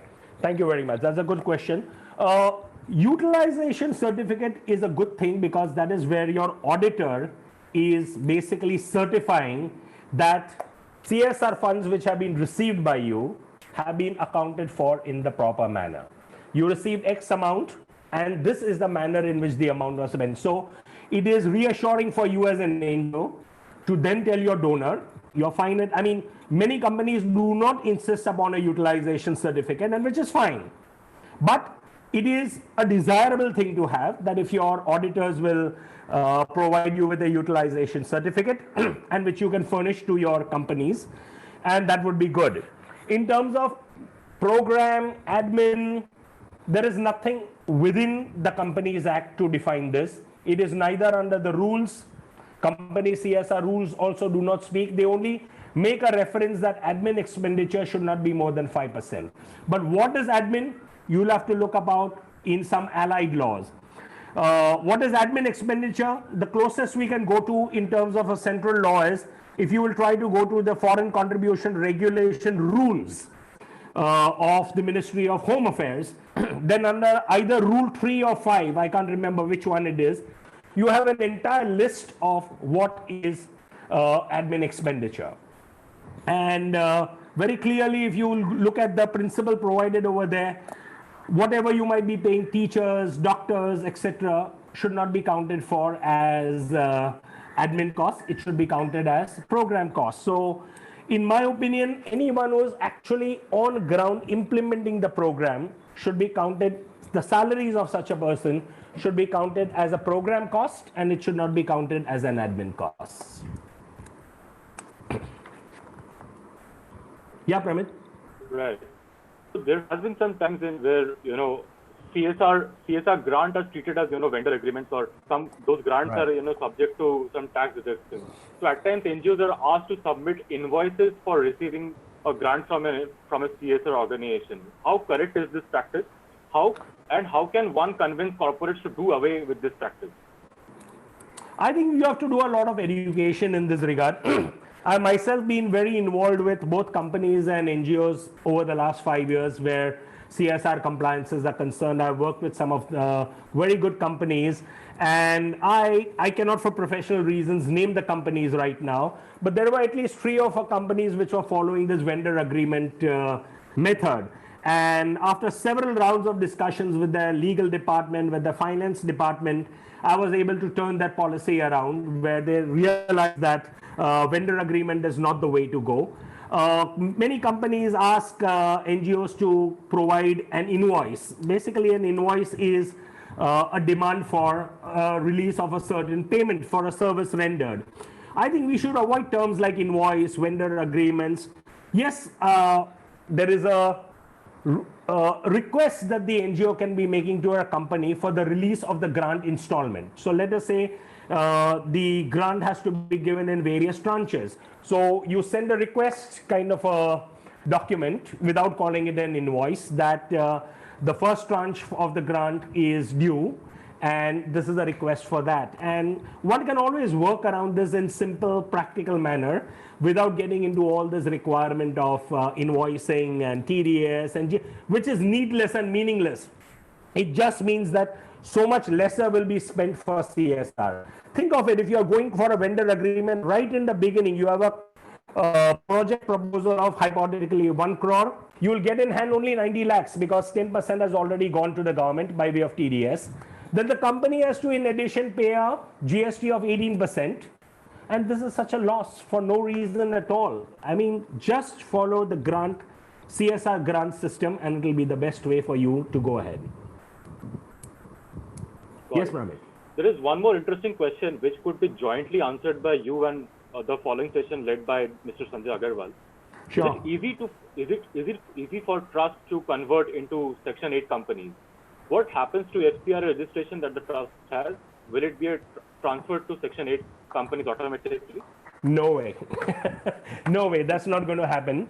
I would think that if this proposal, the government goes ahead with it, There is a provision under the Indian Companies Act for merger of a trust, etc. There is a provision for that, which I have not looked at in any great length, and perhaps Sanjay might, and I would even invite him on this particular session to intervene. But I think the way forward would be that, let's say here's an existing trust. It can parallelly set up a new Section 8 company, which will remain its platform for receiving only CSR grants. And by the time this Section 8 company becomes 3 years old, it may be then eligible for getting its FCRA. On the income tax front, again, if the current proposals go through, the new Section 8 company will be eligible for a provisional 12A, which will be given without looking into the genuineness of its activities, etc. It will only look at whether there is genuineness of the objects. So they will be fine as a Section 8 company to, probably you can set up today a Section 8 company within a month to 6 weeks time. I don't know post-COVID how the situation changes, but just before the lockdown, people were able to establish the Section 8 company within at least 6 weeks time with the ease of doing business and all that mantra going around. And probably they might be able to get what is called a provisional registration under the new 12AB. But for FCRA, they would have to wait for, and they can continue to keep their trust running and keep that as a platform for receiving FCRA funding, individual funding, and keep this as probably a parallel organized. But Sanjay, since I see you over there, maybe I would invite you to chip in, although you'll have enough time in the next 1 hour, but go ahead. I respect your views in this. I was just eavesdropping on what you say. No, go ahead. But any input will be welcome. Yes, you are right. Only in our experience, we found that converting a society into a Section 8 company is practically almost nearly impossible, because you need to get an NOC from your existing registrar, and that is a very, very black box kind of a process. For example, in Bombay, if you want to move away from the Charities Commissioner, the Charities Commissioner, will start playing kabaddi for you, with you, and they will not let you move to the Section 8 thing at all.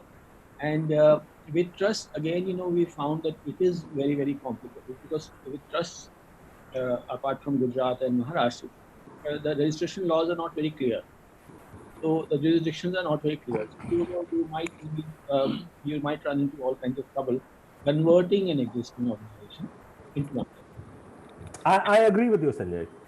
And since that requirement is not there in the draft rules, that the Section 8 company needs to have a 3-year track record, you can set up a Section 8 company straight away and start operating if it remains there. That's right. Yeah.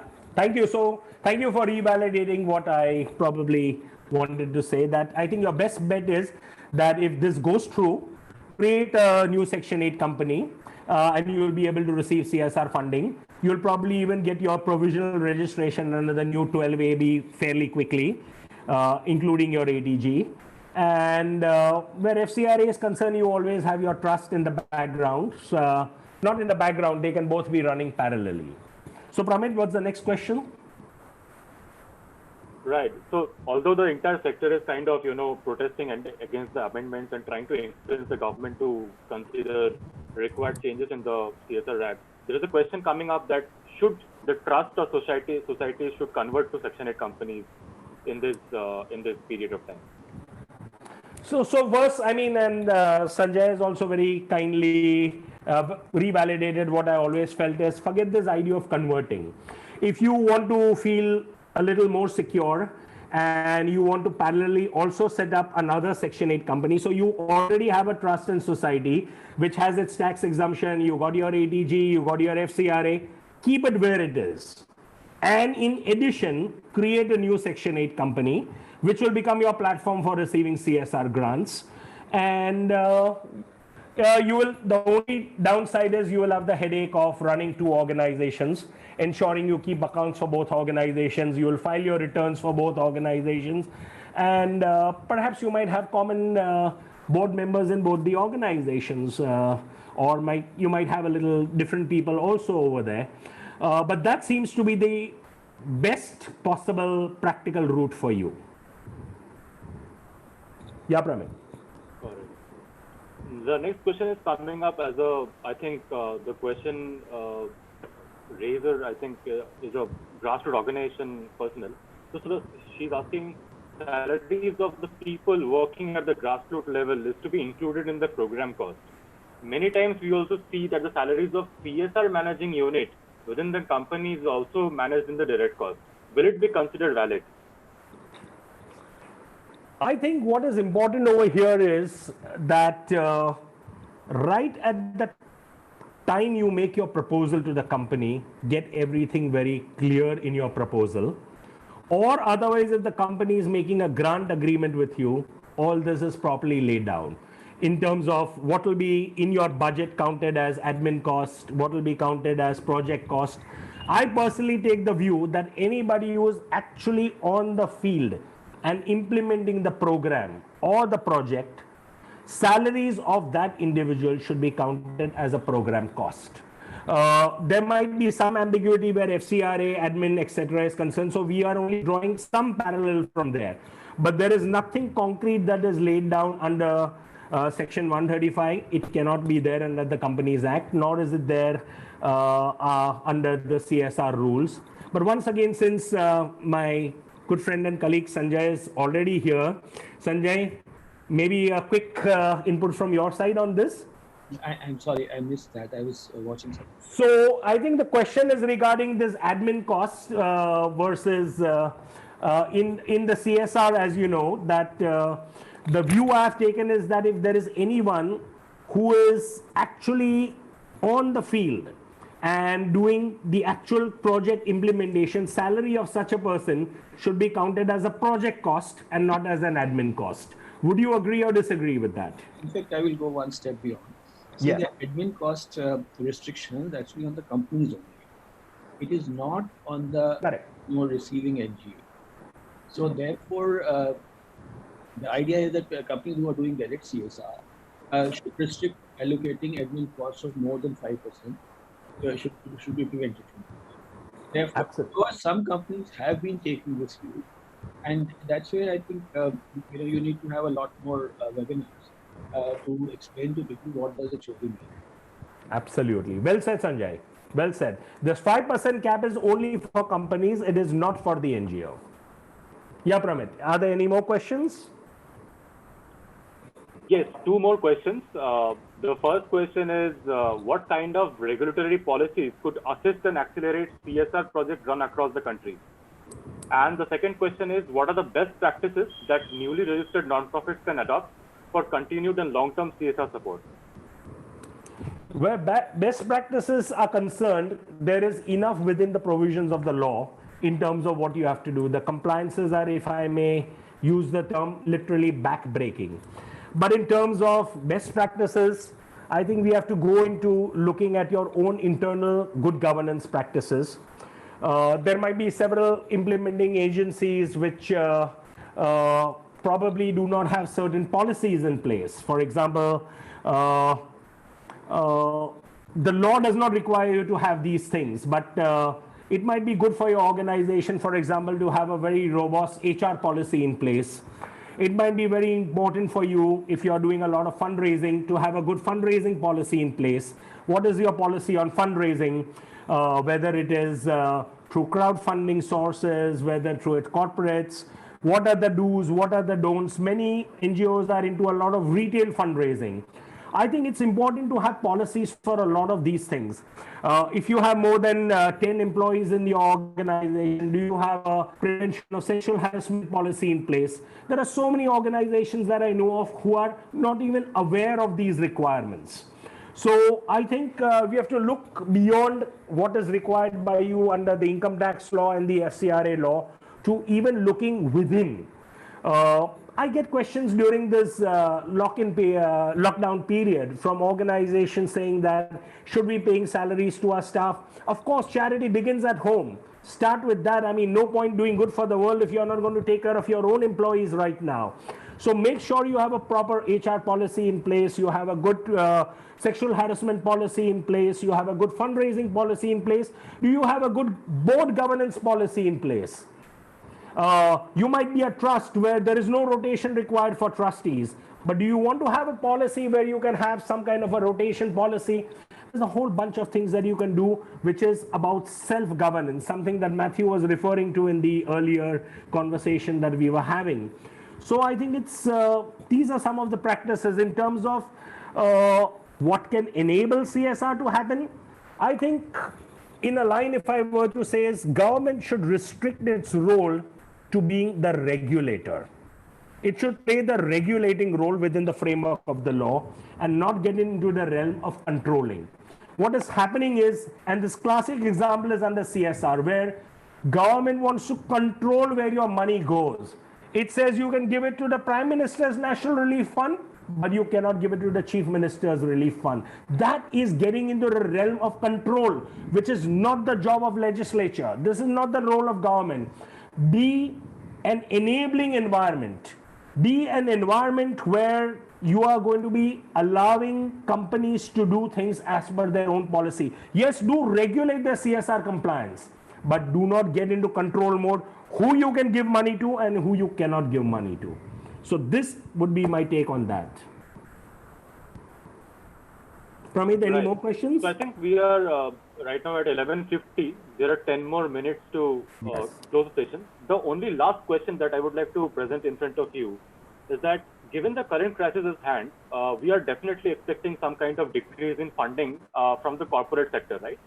And there are, of course, systemic level issues where the CSR amendment, proposals has been there. And there are something that many small level NGOs or, NGOs working at the grassroots level cannot do much about the systemic issues. What would be your recommendations for such organization working at the grassroots to still, tap into the CSR space and get some kind of funds to support their program implementation for this year and the current year and the next year? See, I repeat that most companies have already made their allocations towards COVID. Some of the most branded companies, and I've been in discussion with a number of them over the past 1 month, who have already more or less exhausted their CSR budget. Plus, this is going to be a very critical year for companies in terms of profitability. Whether they'll be able to make a profit or not is also a question. I think as NGOs, I think we need to get real and we need to take a stand that we can try for CSR funding, but it is likely it will not come to us, at least not to the extent that we may have envisaged just before the lockdown and COVID. Individual is your best bet. I mean, don't give up on that.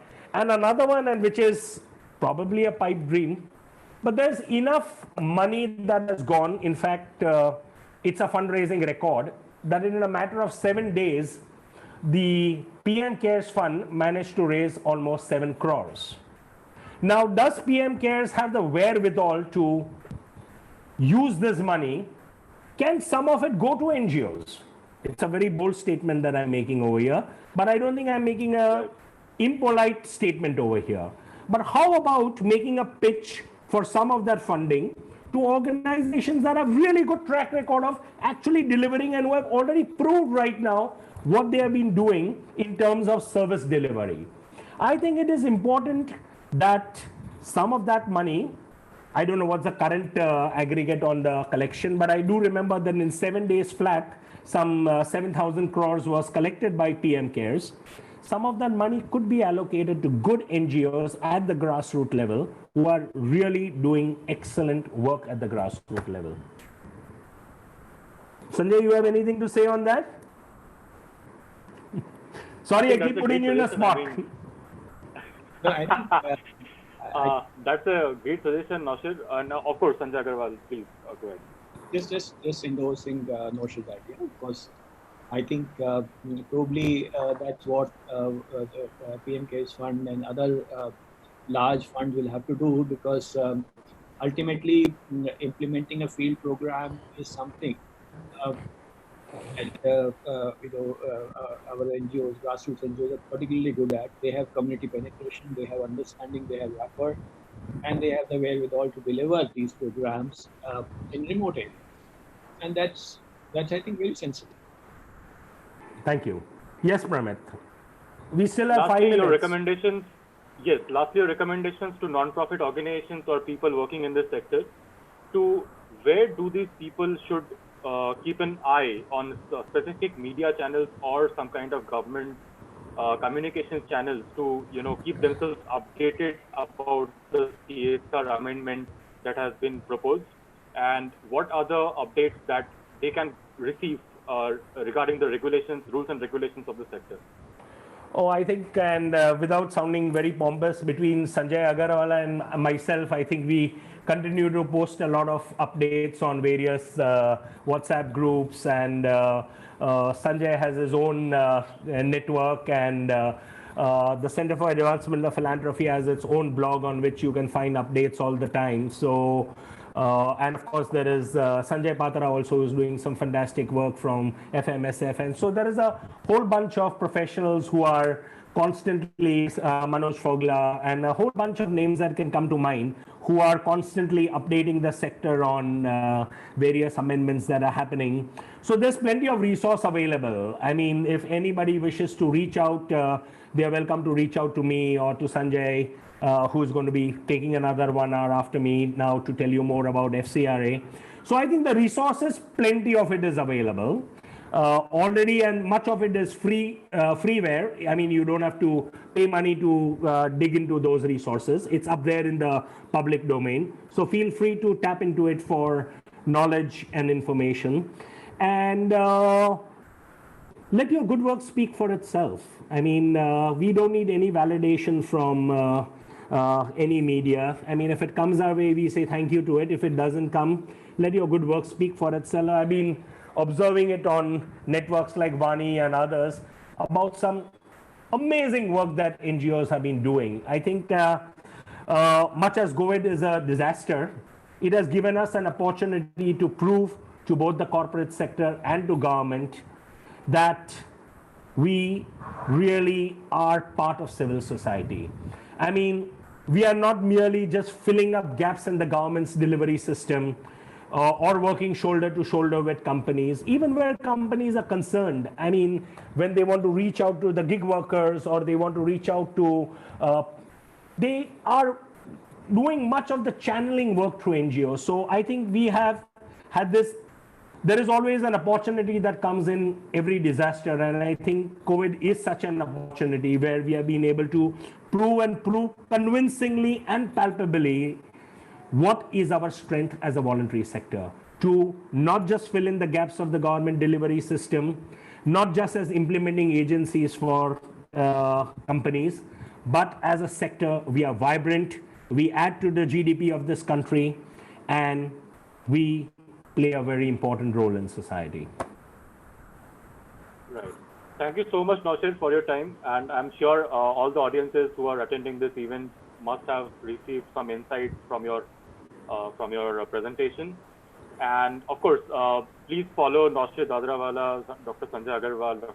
Sanjay Patra, Twitter handles and Facebook accounts. Also follow CSIP's Instagram, Twitter, Facebook, and LinkedIn profile to receive updates on the sector regulations and rules and regulations.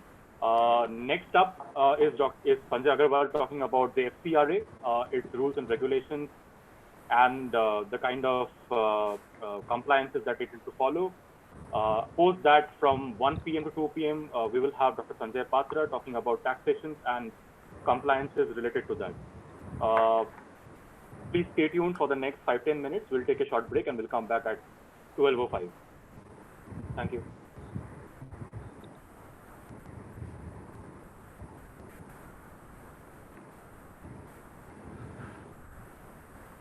Pramit, you're still there? Sanjay, I have just muted myself. Yeah, okay. And I just wanted to ask, I mean, I'm just reading some of your messages that I know that I was very conscious of the time and probably going very fast with my presentation, but sorry about that. Not a problem, sir, at all. It was a great session. I think we are public right now. Okay. We can go mute. Okay, yeah.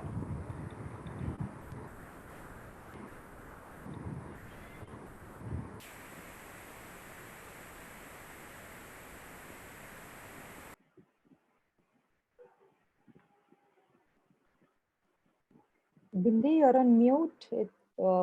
Audio is not.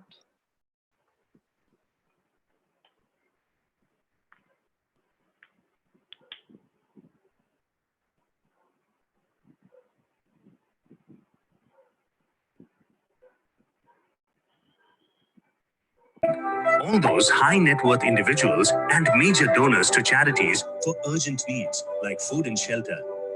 Is the jar full now? Not quite. We still need one more vital element. Water represents all of us, the general public, giving our money, time and knowledge. Every rupee gift to a sweeper, cash transfer to a migrant worker, and donation to a fundraiser counts. Every drop matters. This kind of philanthropy is the most flexible and the only way to completely fill our jar. In other words, if you are a government, foundation or CSR official in a time of crisis, your contributions can anchor and sustain social impact for the long term. And if you are an individual donor, your help is most needed quickly. Give cash or supplies that can be used right away. Check out a crowdfunding platform that pulls together small gifts to make a big difference. Remember, it takes everyone to fill this jar, and that includes you.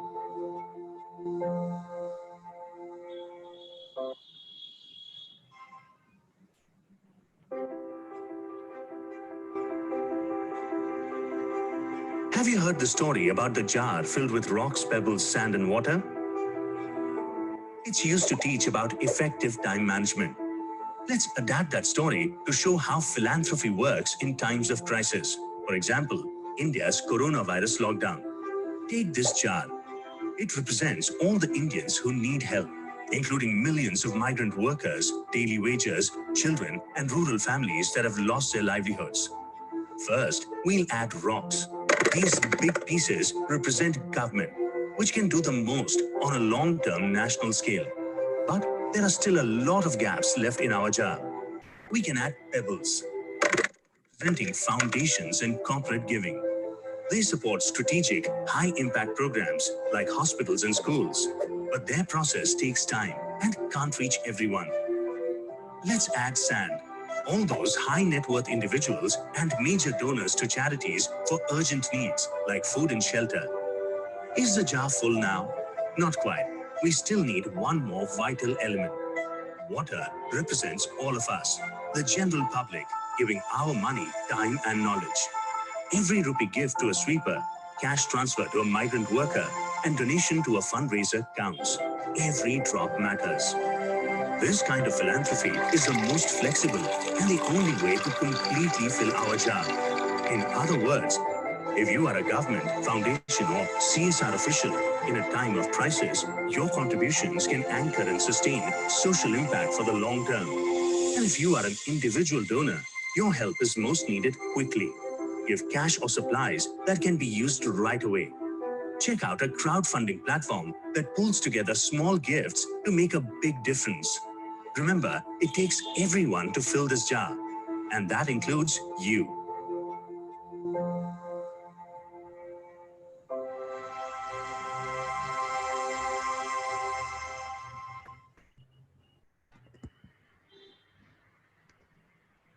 Now you can't. Go ahead, Pramit.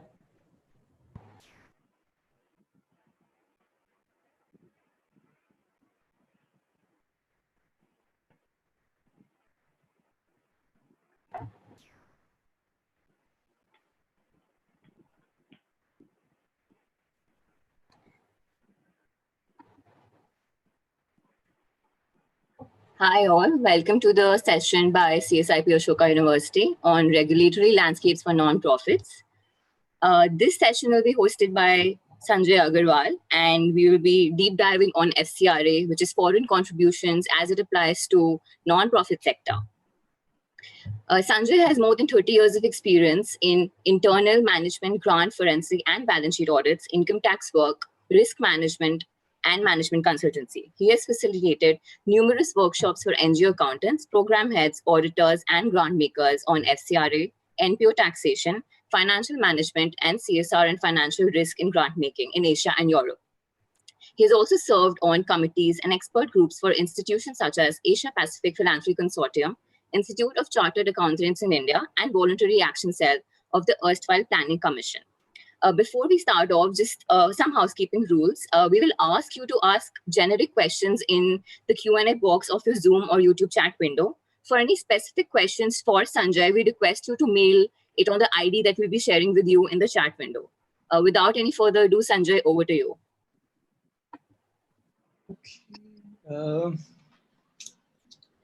Yeah, thank you, Soumya. And great to be here. I'm very glad that you clarified that we are talking about Foreign Contribution Regulation Act and not Fair Credit Regulation Act, which is what, I found when I first Googled in '98. And there was hardly anything, on FCRA, as you know. And today, of course, everyone knows about FCRA, and some more than others. So we have only 1 hour. I'll quickly run through these slides, and then, we can take questions if time is there. So just day before yesterday, I saw this very interesting headline. $3.6 million in US funding to Indian labs may be delayed because of the fact that CDC has been put on a donor watch list. Now, CDC, Center for Disease Control in the USA, which has come into under controversy earlier because of some issues around Nipah virus. And so, that's been put on this watch list. And that means, of course, that any funding, any transfers, even, commercial payments from CDC will first be referred by the bank to MHA, and MHA will take maybe 6 months to 6 years to clear that payment. So effectively, now this tool, as I mentioned earlier, is not really an official tool. This is, a kind of a secret list which is maintained by the department, and which is shared with RBI from time to time. So we don't really know who's on the list and who's not, and that creates a lot of problems. So, but before I go further, let me give you a little bit of background on FCRA, how FCRA came about. So going back to about 30, 40 years, or maybe 50 years, 1967, when we had general elections and Mrs. Gandhi, I think Congress won the elections again. There was this debate in Lok Sabha about who was funding these elections, and there was CIA and KGB were regularly mentioned. That led to drafting of a bill which was referred to a joint parliamentary committee. And in 1976, this FCRA 1976 was passed, primarily to regulate foreign contribution, receipt of foreign contribution for politicians. And at that time, NGOs were only required to report whatever they were receiving. That was added as a footnote. However, when Mrs. Gandhi came back to power in 1980, she set up a Kudal Commission. And based on the Kudal Commission reports, she extended a special requirement to NGOs that they must register under FCRA or have permission before accepting any funds. And this sort of situation continued for the next so many years, 26 years, till the time in 2010 when Mr. Chidambaram finally managed to get his much desired amendments to the FCRA in the form of a completely revamped FCRA. This new FCRA focuses completely on NGOs. Politicians are still there, but political regulation has been weakened.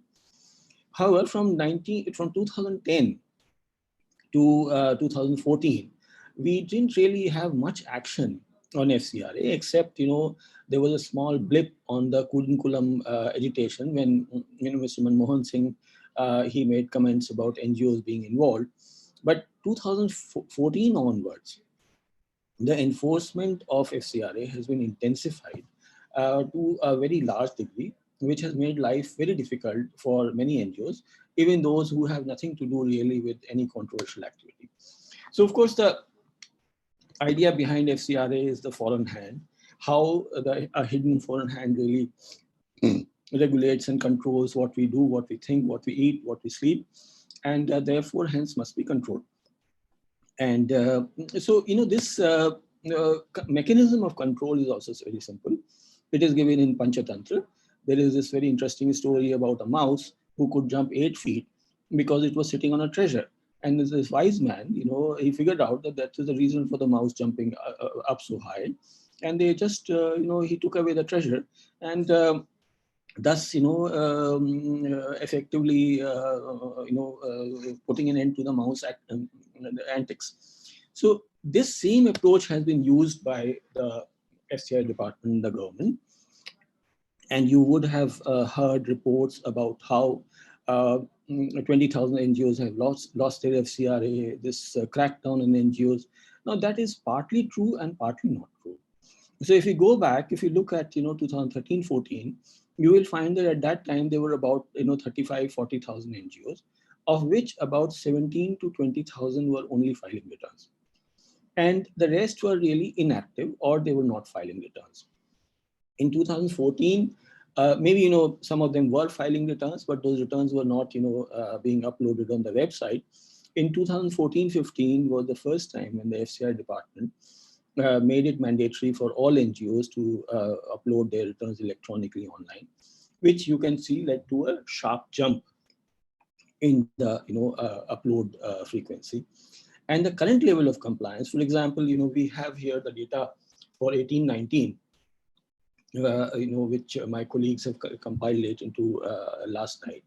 And it shows that 21,435 NGOs, which is nearly 95% of the total registered currently, have actually filed their FCRA returns. So that is really a massive cleanup exercise which has taken place in terms of compliance. These NGOs, how much have these NGOs really been getting? So there has been a lot of talk again of how the crackdown has led to NGOs not receiving sufficient funds, whatever. But our data does not really support that theory. What our data shows is that the flow of funds to NGOs has not really significantly decreased. Now look at this. 2013-14 pre-NDA, you had about 11,500 crores coming in, and 18-19 post-NDA, you have 16,409 coming in. What has changed? One is that the rate of dollar has changed. Bulk of the funds come from the US or they come in US dollars. That has changed. Secondly, what has changed is that the character of this funding has changed. So a large number of NGOs which were into advocacy or into rights-based activities, they have seen their FCRA being stripped away, or their funding restricted in other ways through, for example, that donor watch list we talked about. As a result, the dialogue, the much wanted dialogue which Mr. Chidambaram had talked about in 2010 is really muted now. So therefore, it would be difficult to say that the crackdown on FCRA has not had an effect, but it has not had an effect in terms of numbers alone. It has had an effect in terms of quality.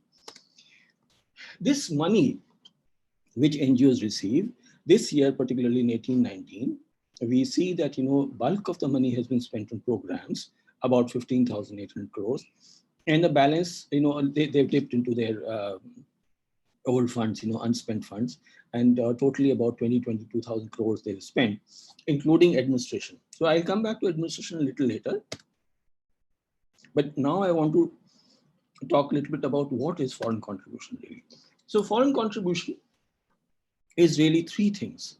And when these three things come together, what you have is foreign contribution. So you have foreign source. That means any source that is either, for example, a foreign citizen or a foreign company or even a subsidiary of a foreign company. And then you have an article, currency or security. And finally, thirdly, you have a non-commercial transaction. That means a transaction which is not in the ordinary course of business. When you put these three things together, then this is what you get. You get foreign contribution at the center of these three things, where all these three things are overlapping. Now, foreign contribution is regulated for certain activities. For example, CREs, it is totally prohibited for political activities, but for others, it is regulated.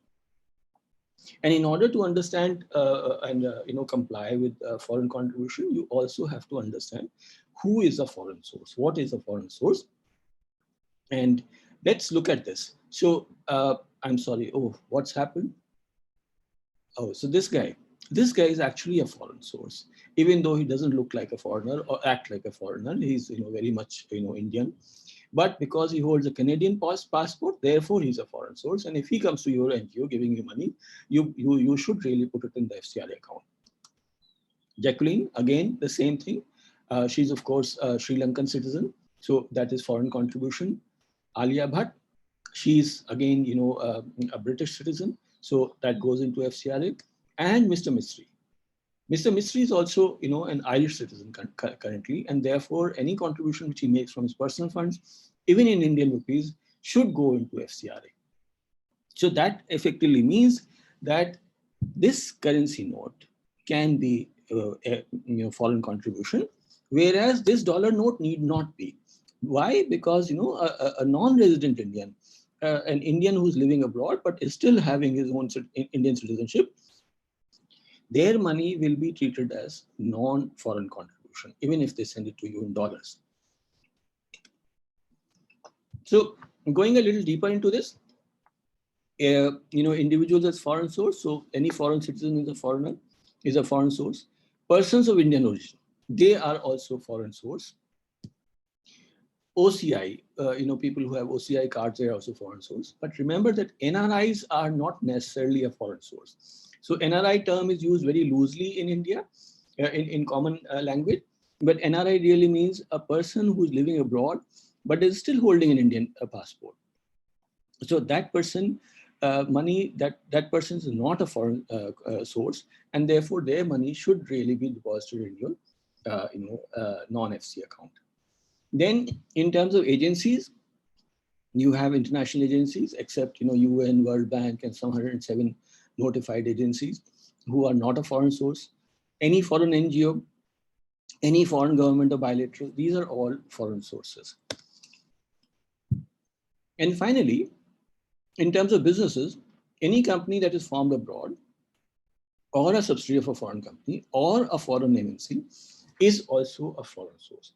And this question of subsidiaries of foreign company being a foreign source has been, much debated about.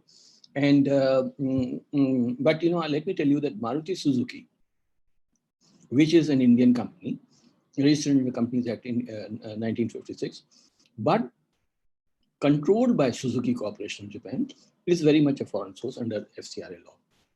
And we have designed this chart to help you figure out which company is a foreign source and which company is not. And this is in response to a situation where a lot of companies doing CSR are confused whether they are a foreign source or an Indian source. This we have also explained in detail in this issue of Accountable, which is available on the website. Okay. Now let's talk a little bit about restricted activities.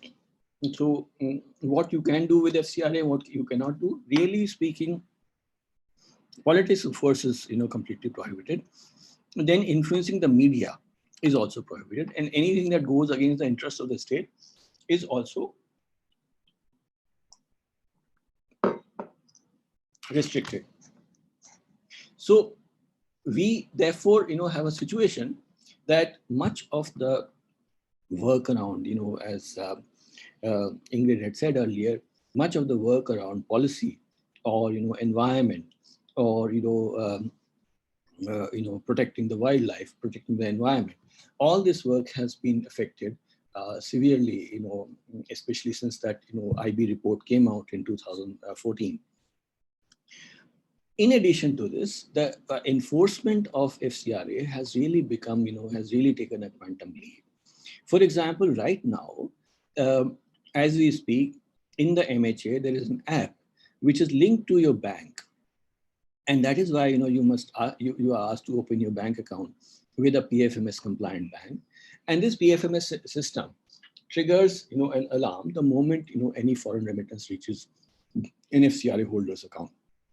So this system, gives much more advanced warning to the FCRA department to be alert to any money coming to an FCRA NGO, and it is constantly working. In addition to that, what has happened is that in the past, FCRA department really had to take you to court to convict you of maybe a default, but with the introduction of compounding fees, it has become much more simple. When you take anyone to the court, you must of course be aware that the biggest litigant in India is the government of India itself. So whenever you take anyone to court, what you also do is that the government also has to spend time in the court, and that means that those 30 poor officers in the FCRA department would spend half their life shuttling between the court and their office. So a much simpler solution is what is called compounding. For simpler defaults, NGOs are asked to pay a compounding fees instead of going to court. And this compounding fees, can be, for example, if you give money to an NGO which doesn't have FCRA, and then, both the NGOs, the NGO which has given and the NGO which has received, they are asked to pay, 10% of the amount each. Similarly, if you spend more than 50%, I'm going to talk a little more about this, 50% of admin, then that NGO will again have to pay 5% penalty. If you don't file FC4 or FC1 by due date, then you have to pay 5% penalty. So like these, a number of penalties are there, and these penalties are fairly steep. And therefore, it is very important for NGOs to really ensure that, for example, their auditors or their accountants are fully clued into this, and you don't end up paying, bulk of your foreign contribution, bulk of your grants in penalties. I will now come to some FCRA tips.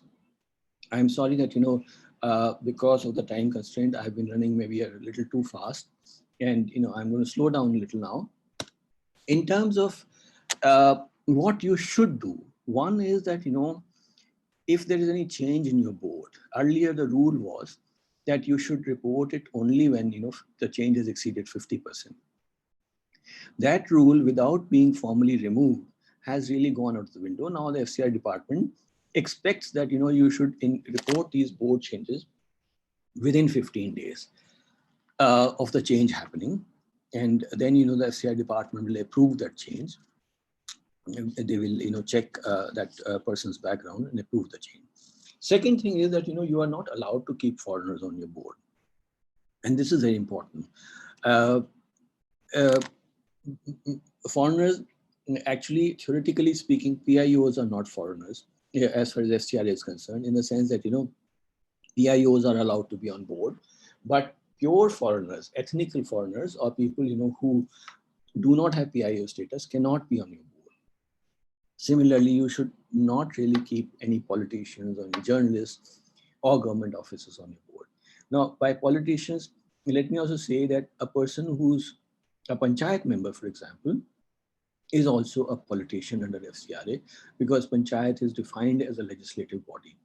And journalists, of course, any correspondent, columnist, etc., they should not be on your board. If you do have them on board, then you will find that there is more attention being given to you, and you are getting in more frequent trouble.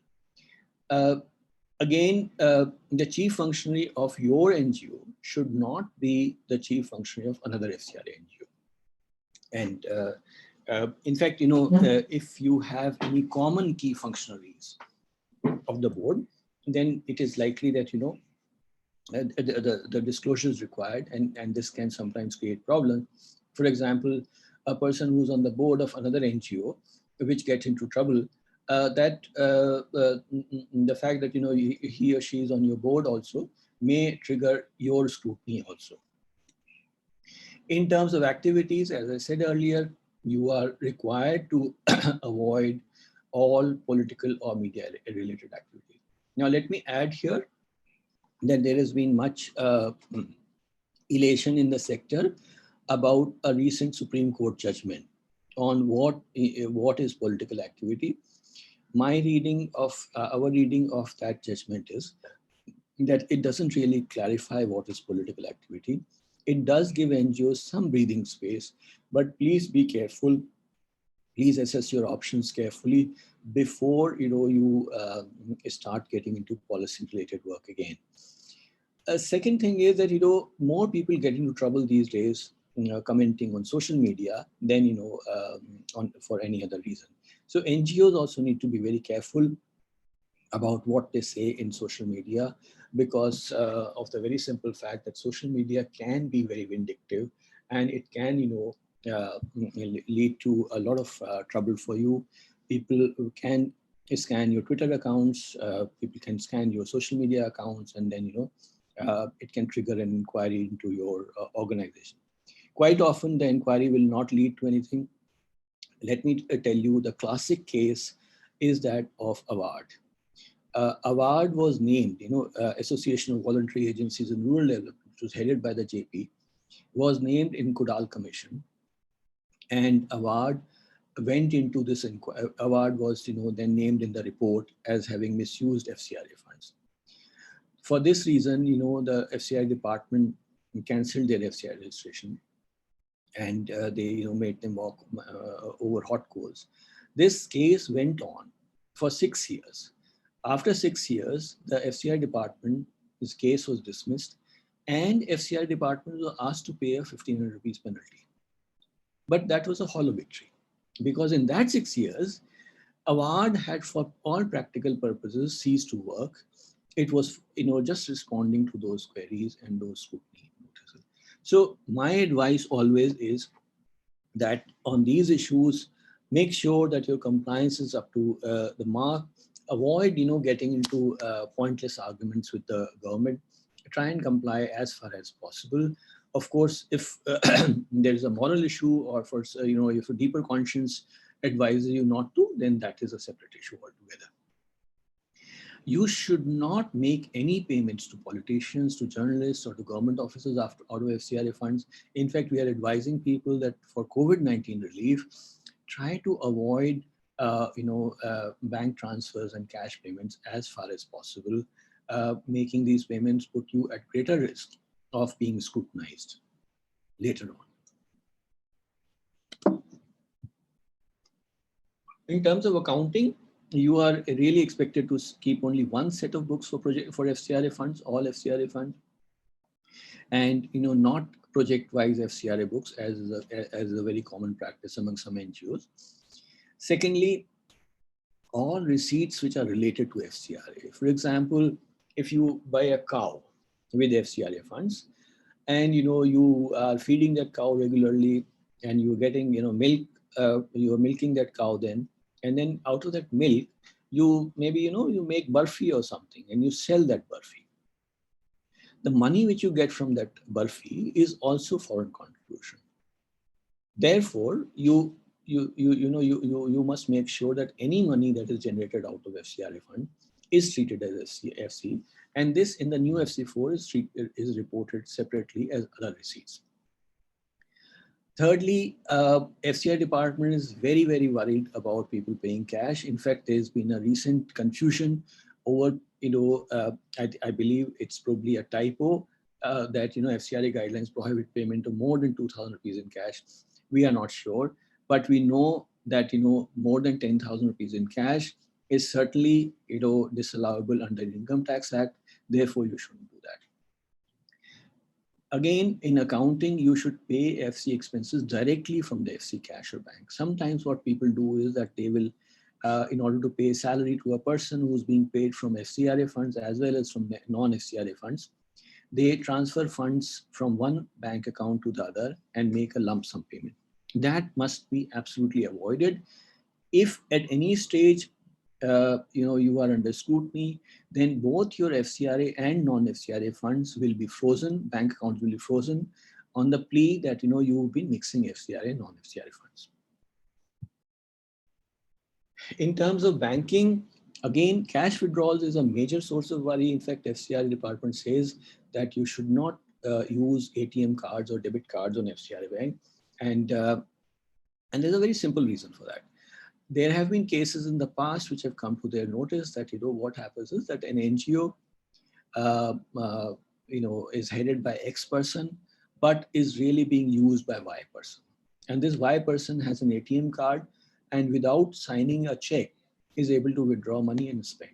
So for these reasons, these kind of crackdowns happen, and therefore you should avoid using ATM cards or debit cards. NEFT payments you can make because online banking is again not permitted typically to most NGOs. Some banks do allow it, but most don't. So what you have to do then is if you want to make salary payment, you have to do it through NEFT, but by sending a letter to the bank. As I said earlier, you shouldn't transfer funds from or to Indian Bank because that is really a very, very serious matter. Again, there is an interpretation that you shouldn't really transfer funds between two utilization accounts, although recently the FCRA department has said in some cases that, that's okay, we don't mind. But then that's a problem because, maybe today's FCRA official doesn't mind that. And a new FCRA officer who comes in, decides, well, that is something to be minded after all. And that will then get into trouble.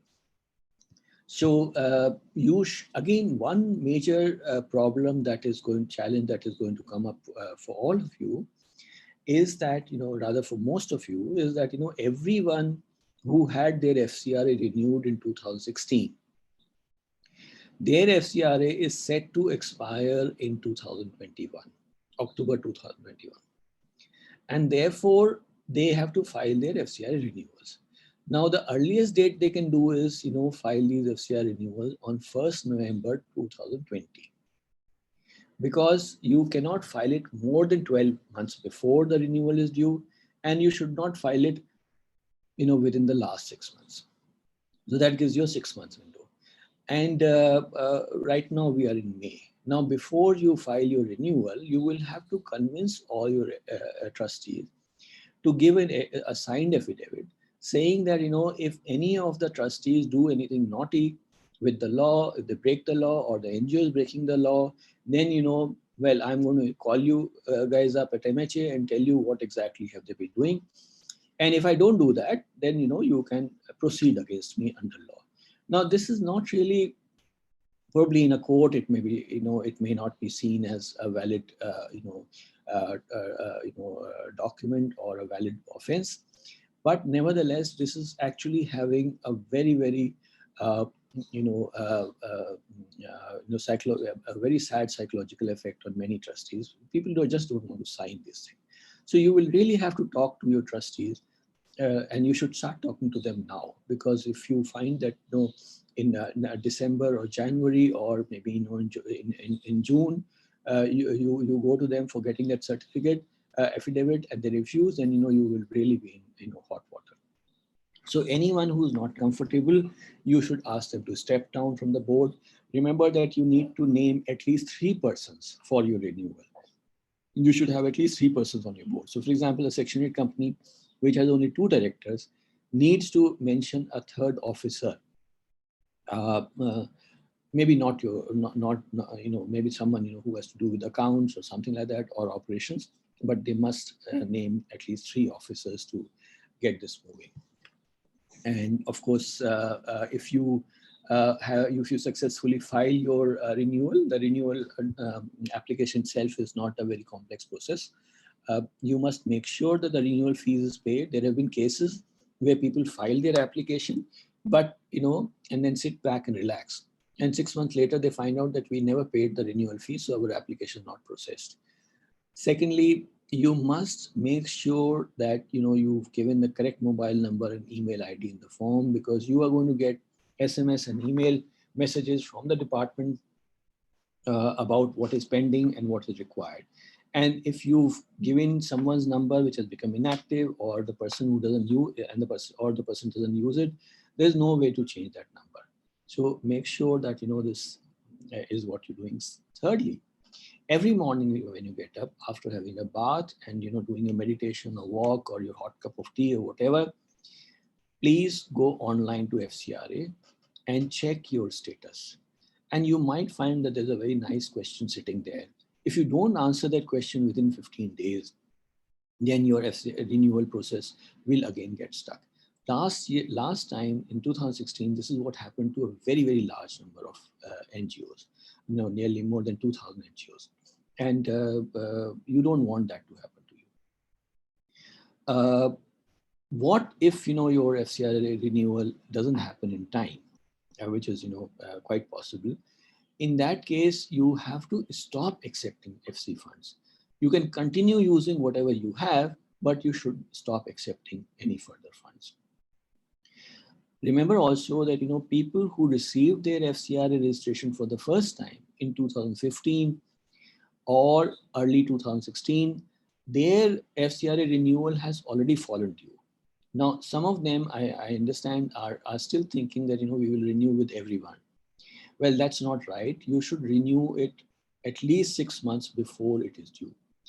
Of course, if you fail, if you are one of those people like me who don't do things in time, then, the government will allow you a time of 1 year, after your registration expires, to file the application with reasons, and they will, see if those reasons are to be accepted or not. Plus, there is a late fee filing fee.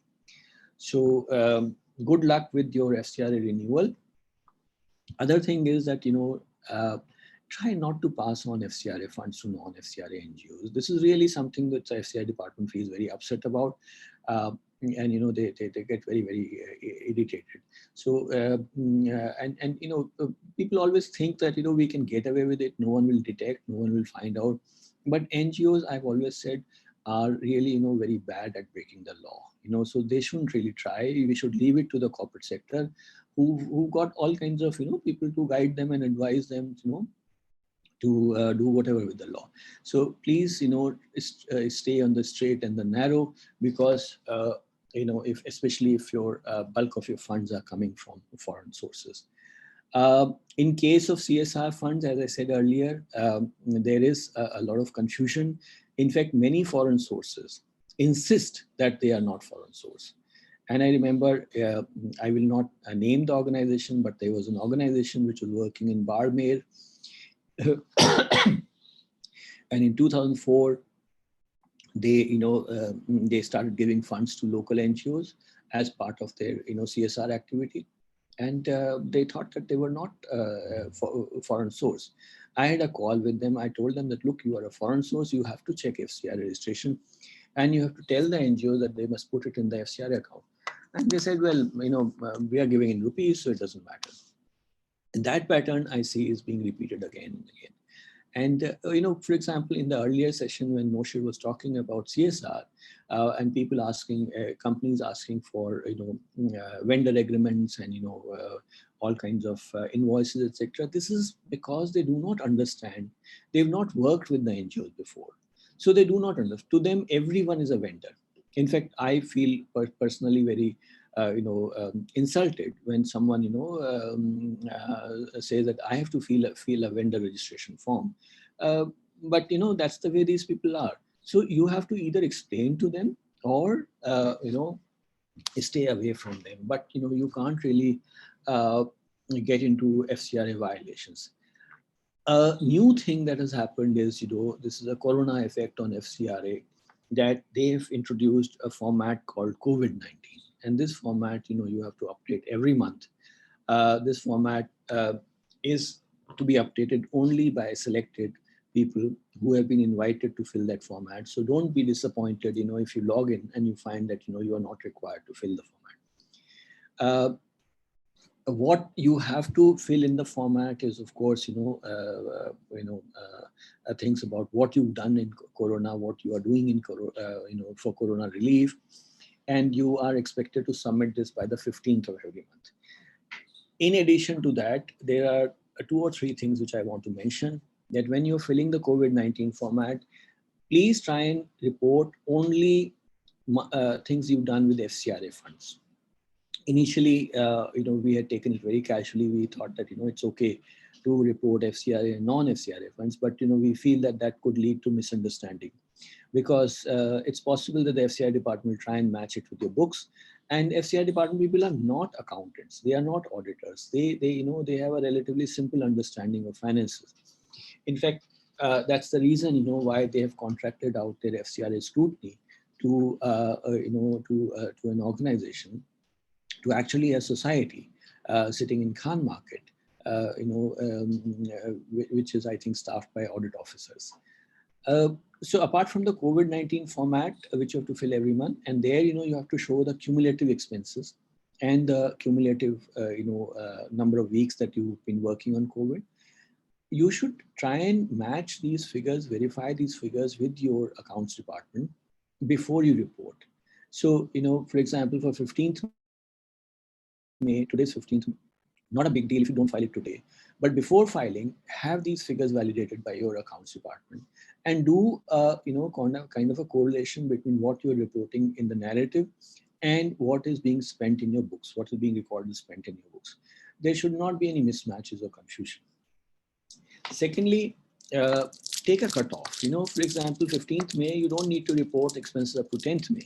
Take a consistent cutoff. Let's say 30th April is a good cutoff for 15th May. So use that to, take the figures. And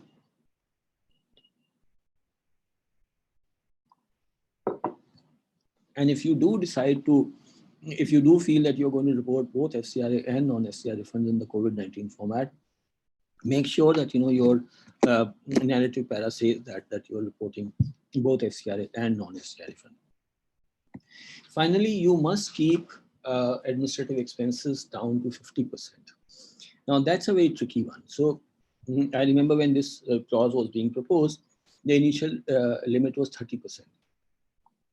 And then, people said, well, that 30% is too low. And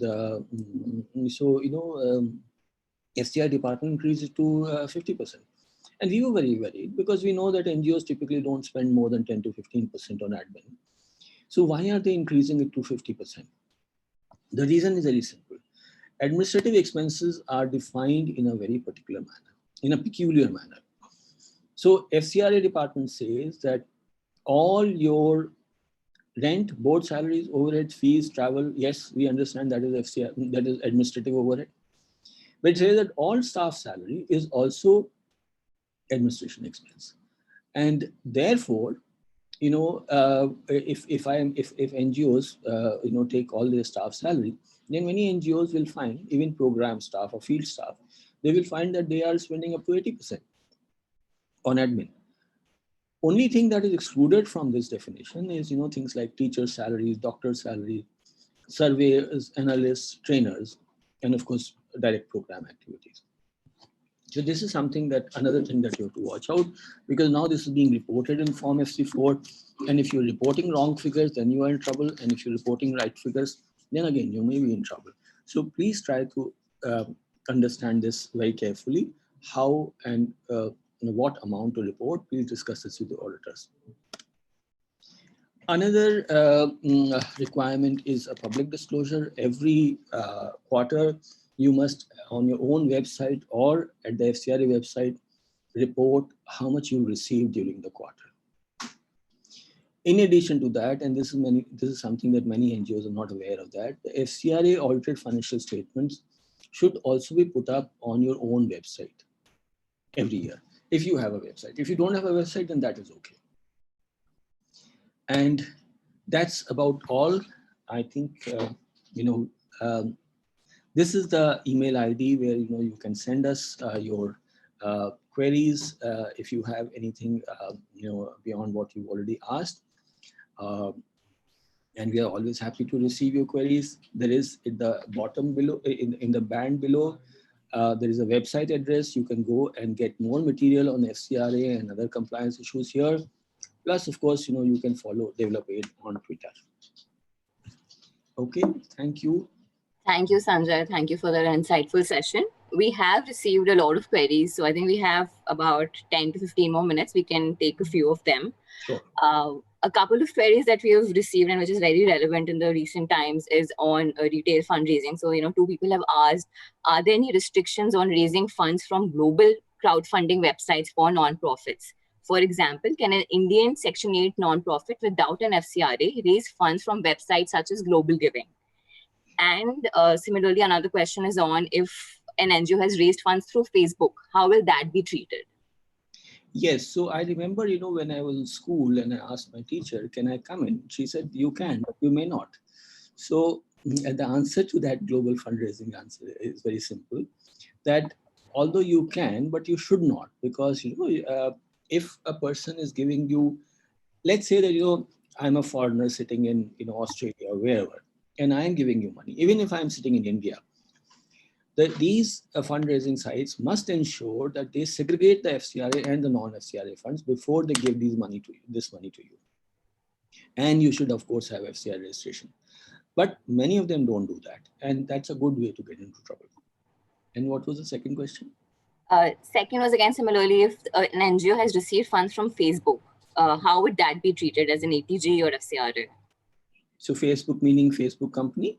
Right, yes. No, I think they've raised funds through Facebook, like an online fundraiser on Facebook.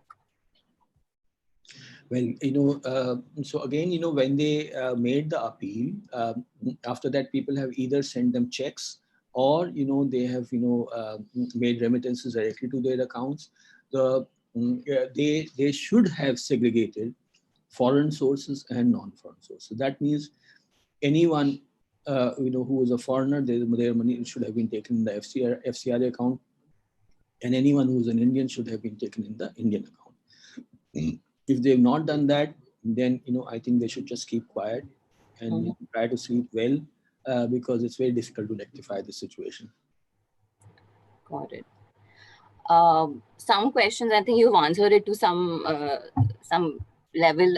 Sanjay is on, what is the relevance of the COVID response form that a lot of FCRA registered organizations have received? And another person had asked that, is it just to be filled by FCRA organizations? So not just it is to be filled by FCRA organizations, it is to be filled only by those FCRA organizations who have been invited to do it. So like I said that, when you go online to the if you try to file the form, you may, there may be a pop-up says that, you don't need to fill this form. Then that's fine. But others who have FCRA registration and have been invited, they are required to, file. Okay, got it. We'll see one of the questions on the Attendify app, which is on, what do you think about the post-COVID era? Do you think it'll get tougher for nonprofits to get, FCRA licenses? And if so, what are some of the best practices that nonprofits can follow in the meantime to ensure that, there are no difficulties in obtaining the same? So, overall, what I see, and this, takes me back to 2004 when Matthew was hosting a meeting on this.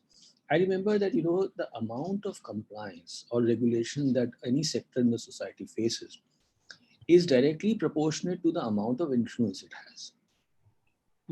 And the increasing influence of the sector has also meant that, it is being increasingly regulated. Now, of course, there is also the additional income tax complication that, a lot of people have used the charity sector, misused, not people like you and me, but people, who just set up fake trusts and laundered money, etc. And that ultimately, the sector is having to bear that cross as well. So all these factors,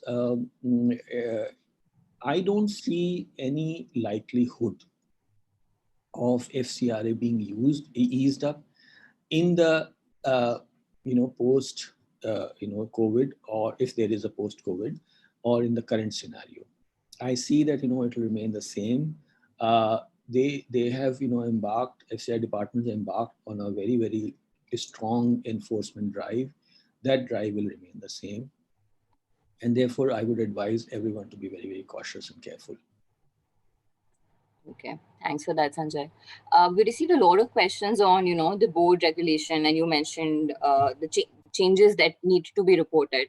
So a lot of people ask, is there a penalty if the changes are not reported? And do we need to report the change only if somebody resigns, or only if there's some major change in the board? So, the rule says that you have to report only when the change has reached 50%. But FCI department doesn't really observe its own rules quite often. So this rule is now modified in practice that you should report any change on your board within 15 days. And that means that you have to file this form FC6E to report that. Got it. And some people had also asked on the signed affidavit for the board members, is there a specific format that they Yes. should follow? Yes, that specific format is there. It's been notified in the Gazette in September 19. It's available on the FCRA website, and you must use that format only. Got it. And there were a lot of basic and specific questions around people's organization. And one person asked, is there any ready reckoner that a person can follow to know the basics of FCRA before applying for one?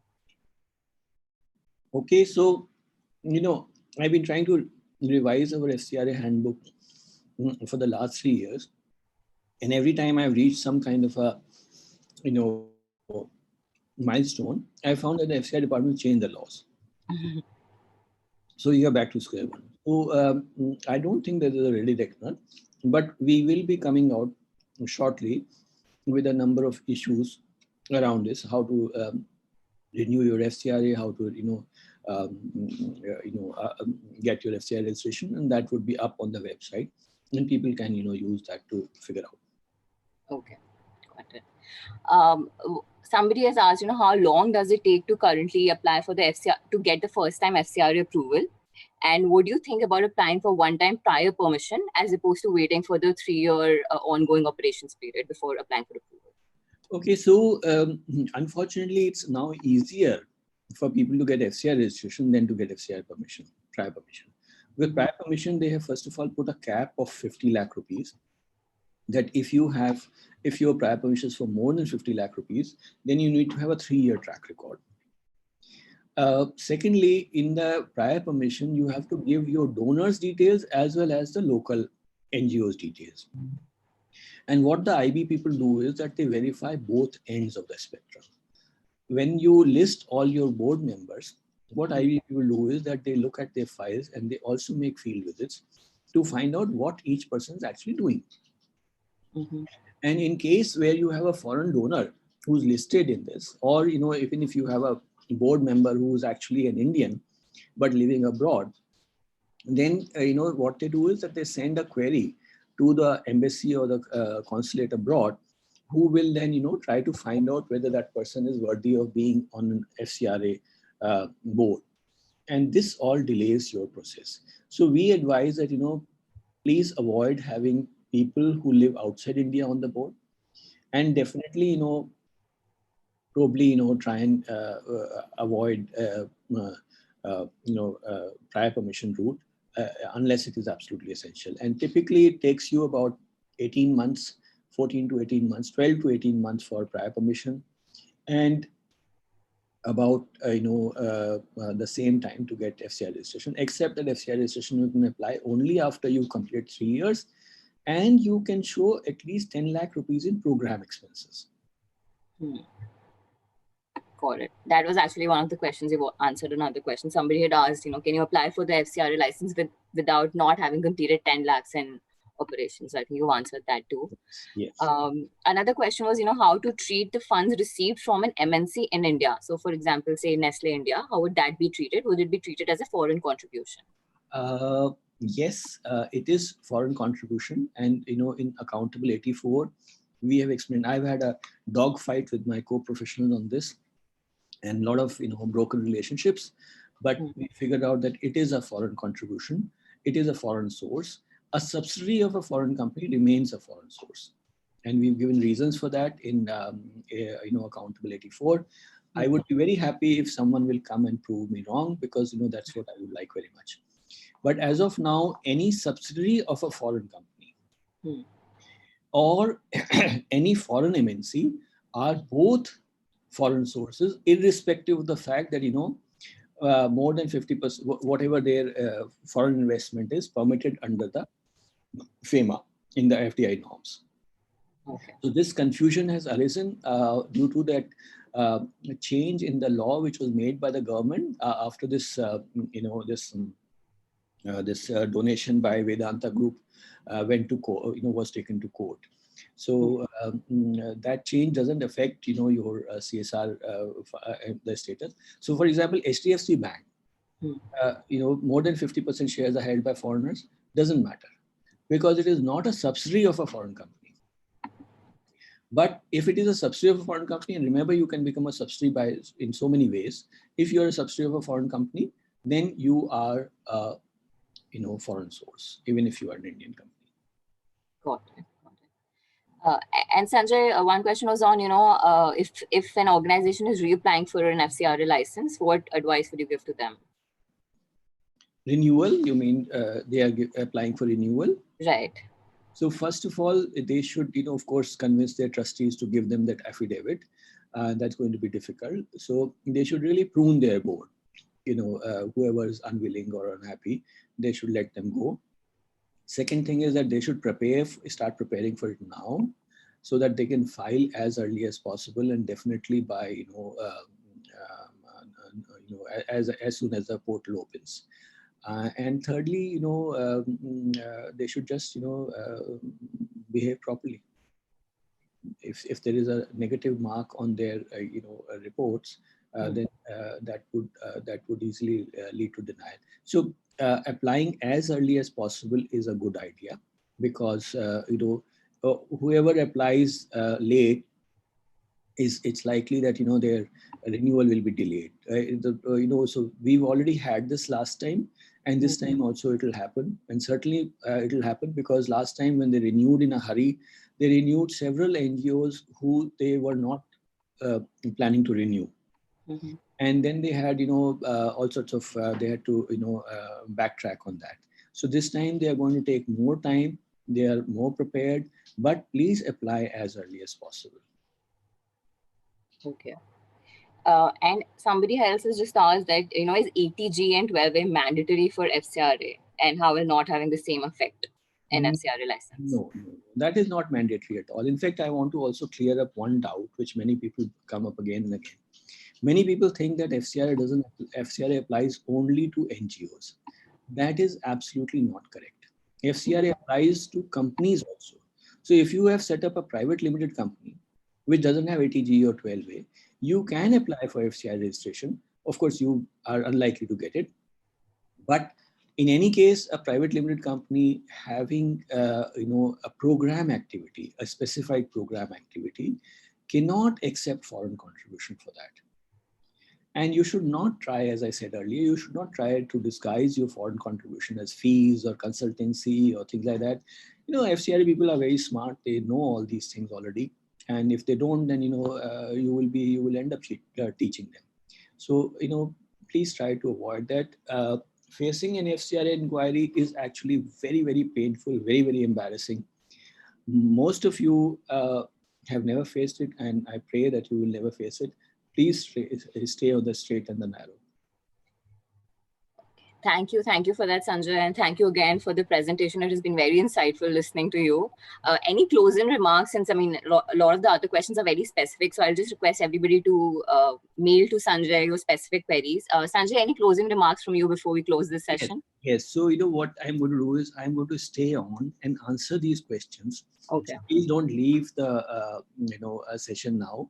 I'm going to take the next 10-15 minutes to answer these. Okay. And the meanwhile, I will also hear what my dear friend Dr. Sanjay Patra has to say. Thank you. Thank you so much, Sanjay. It has been a pleasure listening to you. For those of you, please stay on. We have a next session by Dr. Sanjay Patra, which will be starting at 1:05 p.m. Thank you so much for joining us. Stay tuned.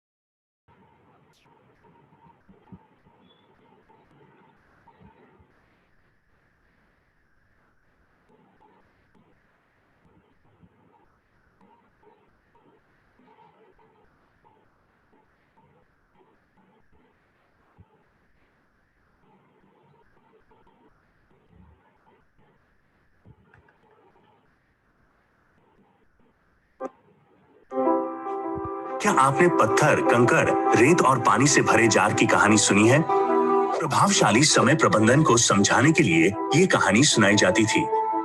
संकट के समय में दान कैसे काम करता है, ये दिखाने के लिए आइए हम उस कहानी का उपयोग करते हैं।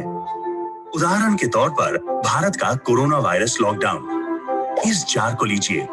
ये उन सभी भारतीयों का प्रतिनिधित्व करता है जिन्हें मदद की आवश्यकता है, जिनमें लाखों प्रवासी कामगार, दिहाड़ी मजदूर, बच्चे और ग्रामीण परिवार शामिल हैं, जो अपनी आजीविका खो चुके हैं। सबसे पहले हम पत्थर को डालेंगे। ये बड़े टुकड़े सरकार को दर्शाते हैं, जो लंबे समय के लिए राष्ट्रीय पैमाने पर सबसे अधिक मदद कर सकते हैं। लेकिन हमारे जार में अभी भी बहुत जगह खाली है। अब हम इनमें कंकड़ डाल सकते हैं, जो फाउंडेशन और CSR को दर्शाते हैं। वे उपनियोजित और ज्यादा प्रभावशाली कार्यक्रमों का सहयोग करते हैं, जैसे अस्पताल और स्कूल। लेकिन इस प्रक्रिया में समय लगता है और सभी तक नहीं पहुंच पाता। अब रेत को डालते हैं। ये उन सभी बड़े दानकर्ताओं को दर्शाता है जो आपातकालीन परिस्थितियों में अति आवश्यक जरूरतों के लिए दान करते हैं, जैसे खाना और रहने की जगह। क्या अब जार भरा हुआ है? पूरी तरह से नहीं। हमें अभी भी एक और जरूरी तत्व की आवश्यकता है। पानी हम सभी यानी सामान्य नागरिक का प्रतिनिधित्व करता है, जो जरूरत पड़ने पर अपना पैसा, समय और ज्ञान प्रदान करते हैं। एक सफाई कर्मचारी को दिया गया हर एक रुपया, एक प्रवासी मजदूर को कैश ट्रांसफर या ऑनलाइन डोनेशन, दान की हर बूंद मायने रखती है। इस तरह का योगदान सबसे ज्यादा अनुकूल है और हमारे जार को पूरी तरह से भरने का एकमात्र तरीका है।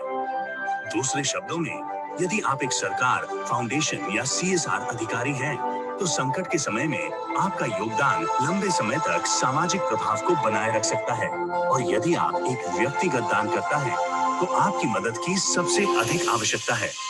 नकद या खाने का सामान दें, जो तुरंत उपयोग किए जा सकते हैं। एक क्राउड फंडिंग प्लेटफॉर्म देखें, जो छोटी भेंटों को एक साथ रखकर बड़ा अंतर बना सकता है। याद रखिए, आप सभी के सहयोग से ही यह कार्य पूर्ण हो सकता है। इस जार को भरने के लिए सबकी आवश्यकता है और इसमें आप भी शामिल हैं।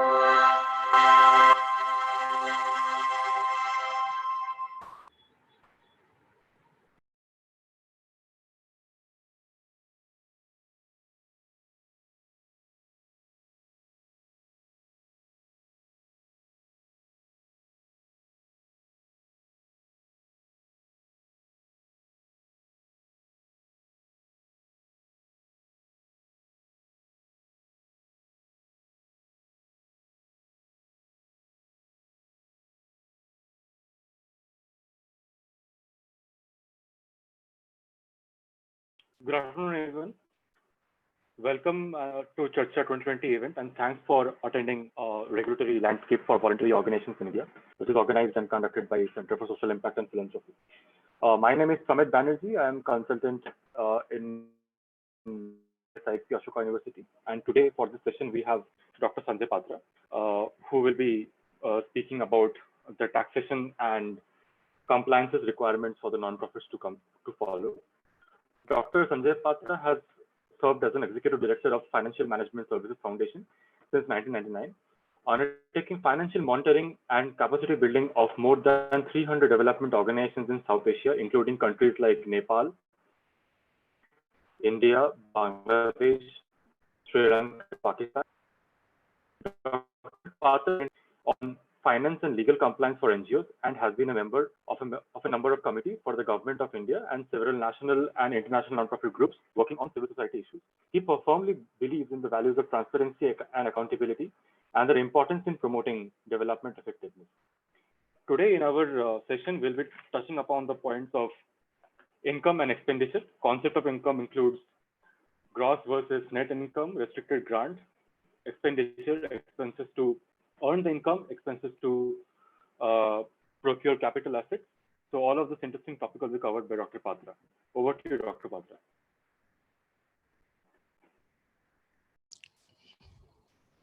Good afternoon and a very warm welcome to this session. I'm happy to be with all of you. Of course,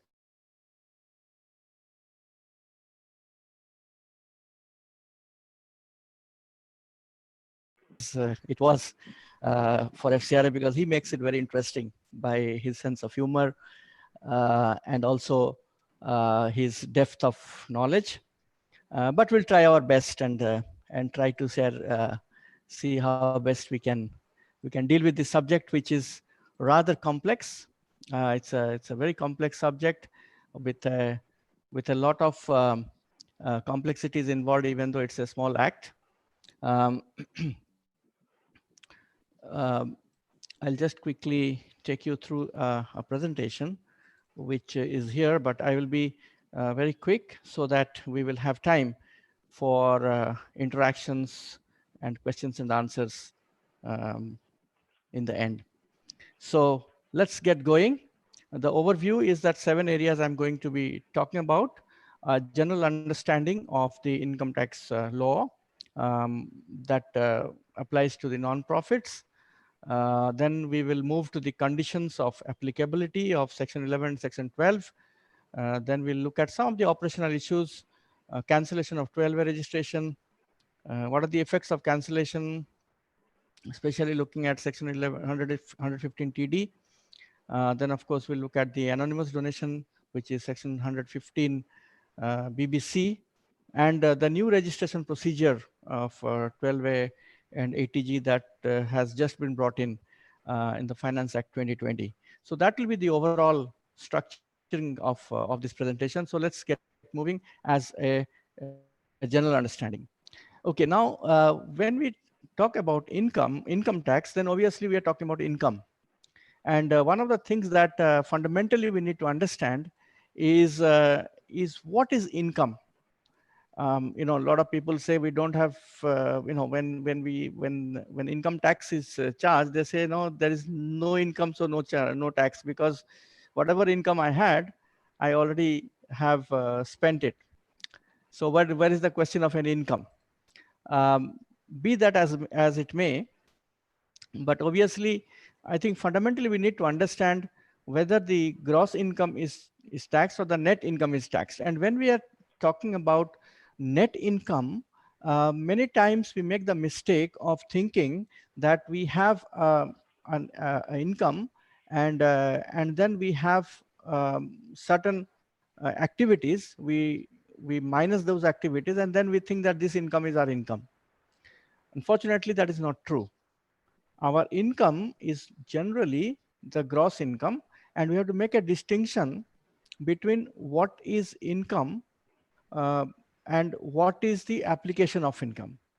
So charge against income and application of income are two fundamentally important things that we need to be thinking about. And what is charge against income is something that can be deducted from the income to arrive at a income chargeable to tax. And after you pay tax, then you can apply it for various purposes. So not to pay tax, there is a possibility of getting a exemption under 12A for non-profit organizations. So that is a concept that I'm trying to come to here.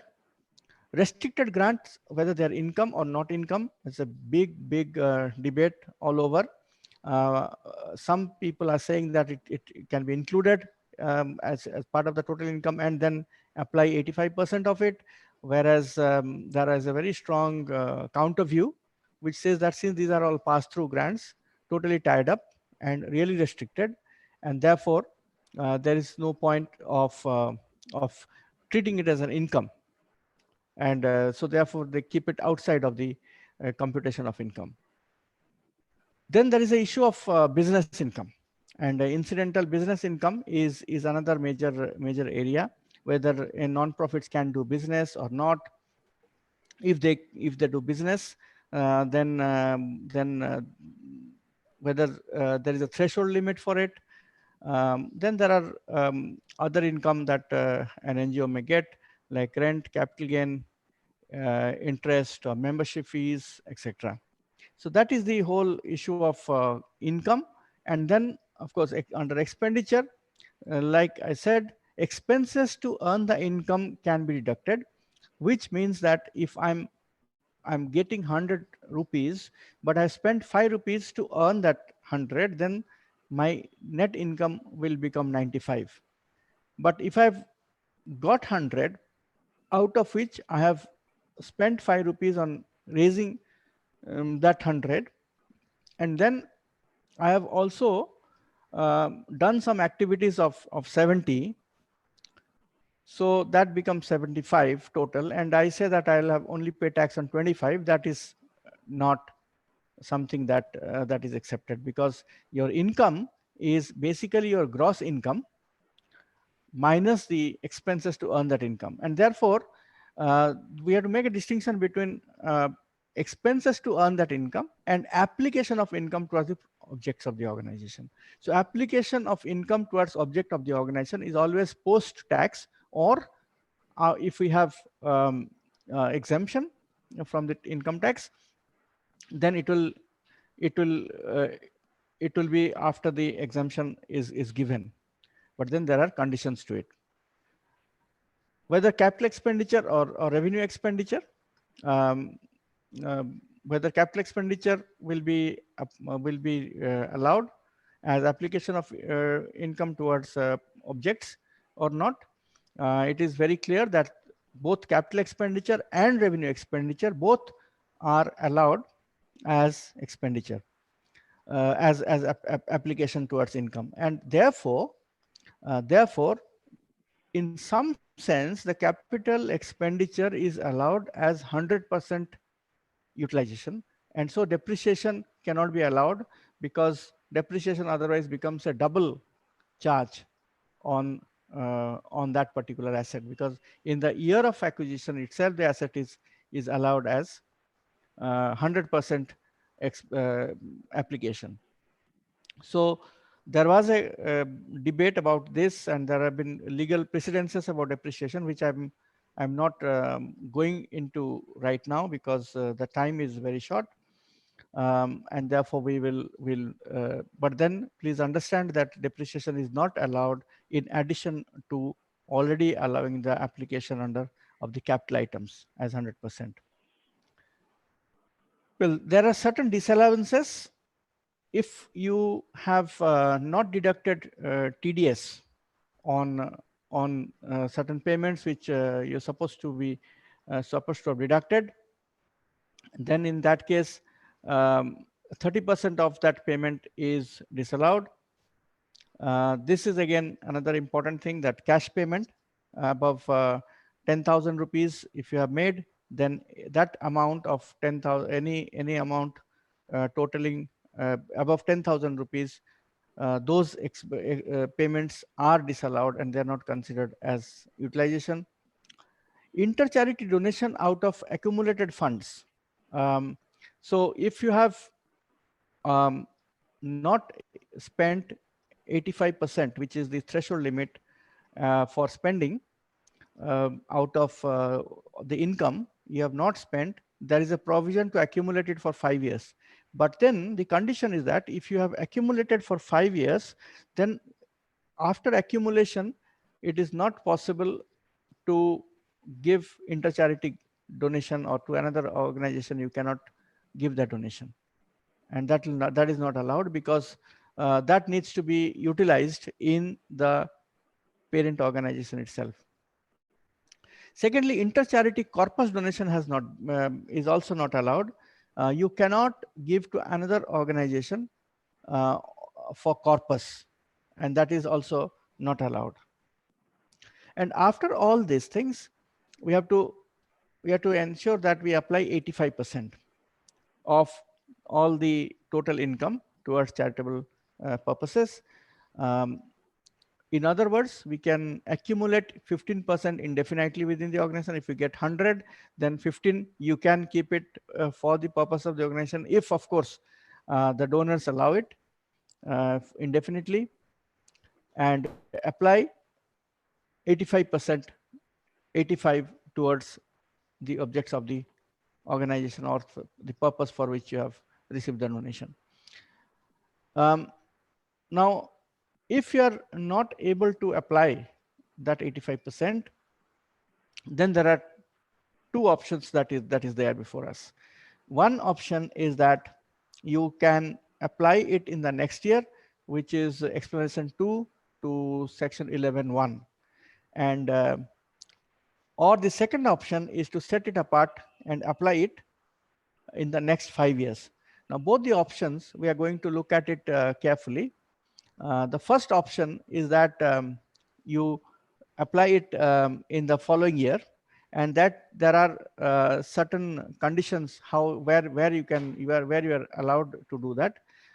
If you receive the income at the end of the year, for example, your income is 100, out of which if 90 you have received in the month of March, and obviously therefore you cannot utilize that 85% for charitable purposes, and therefore there is a possibility that you can file a form, which is form 9A, within the due date of 31st October, which was last year. But then now recently for this year, the government has declared it will be 30th of November because of the COVID situation that we are in.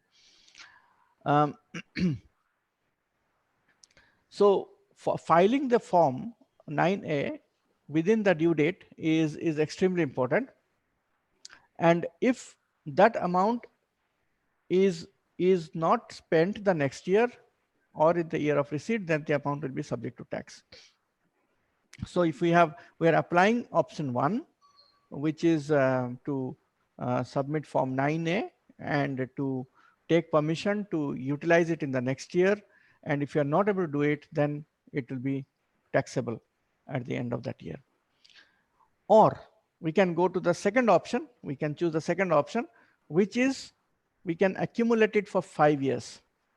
And so form 10 has to be filed in this case, again within that deadline. And return, of course, has to be filed along with that. Now, corresponding amount, not fixed deposit, but in the deposit under section 11.5, my apologies for that mistake there. It is the investment, permissible investment is provided in section 11, subsection 5 of the Income Tax Act, where it needs to be invested. Accumulation has to be for specific purpose or the project. And like we discussed before, inter-charity donation out of accumulated funds is not possible. And so if this could not be spent in 5 years, then the 6th year it will become taxable. So this again is that if you receive a grant in advance or for a specific purpose and you are not able to utilize, then you can opt for this option.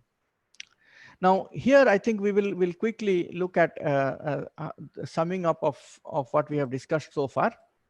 And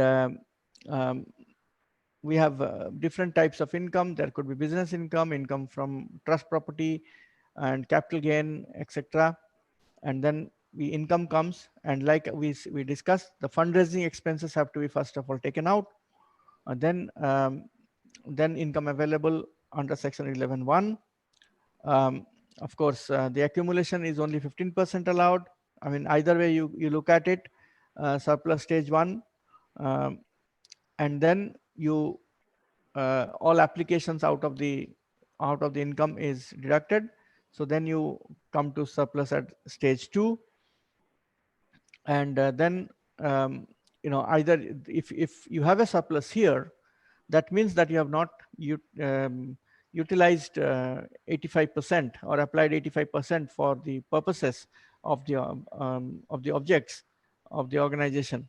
And in that case, you have two options, explanation 2 to section 11.1 that we have just discussed, that you can spend it in the next year, or you can set it apart according to section 11 subsection 2, which is for accumulation for 5 years.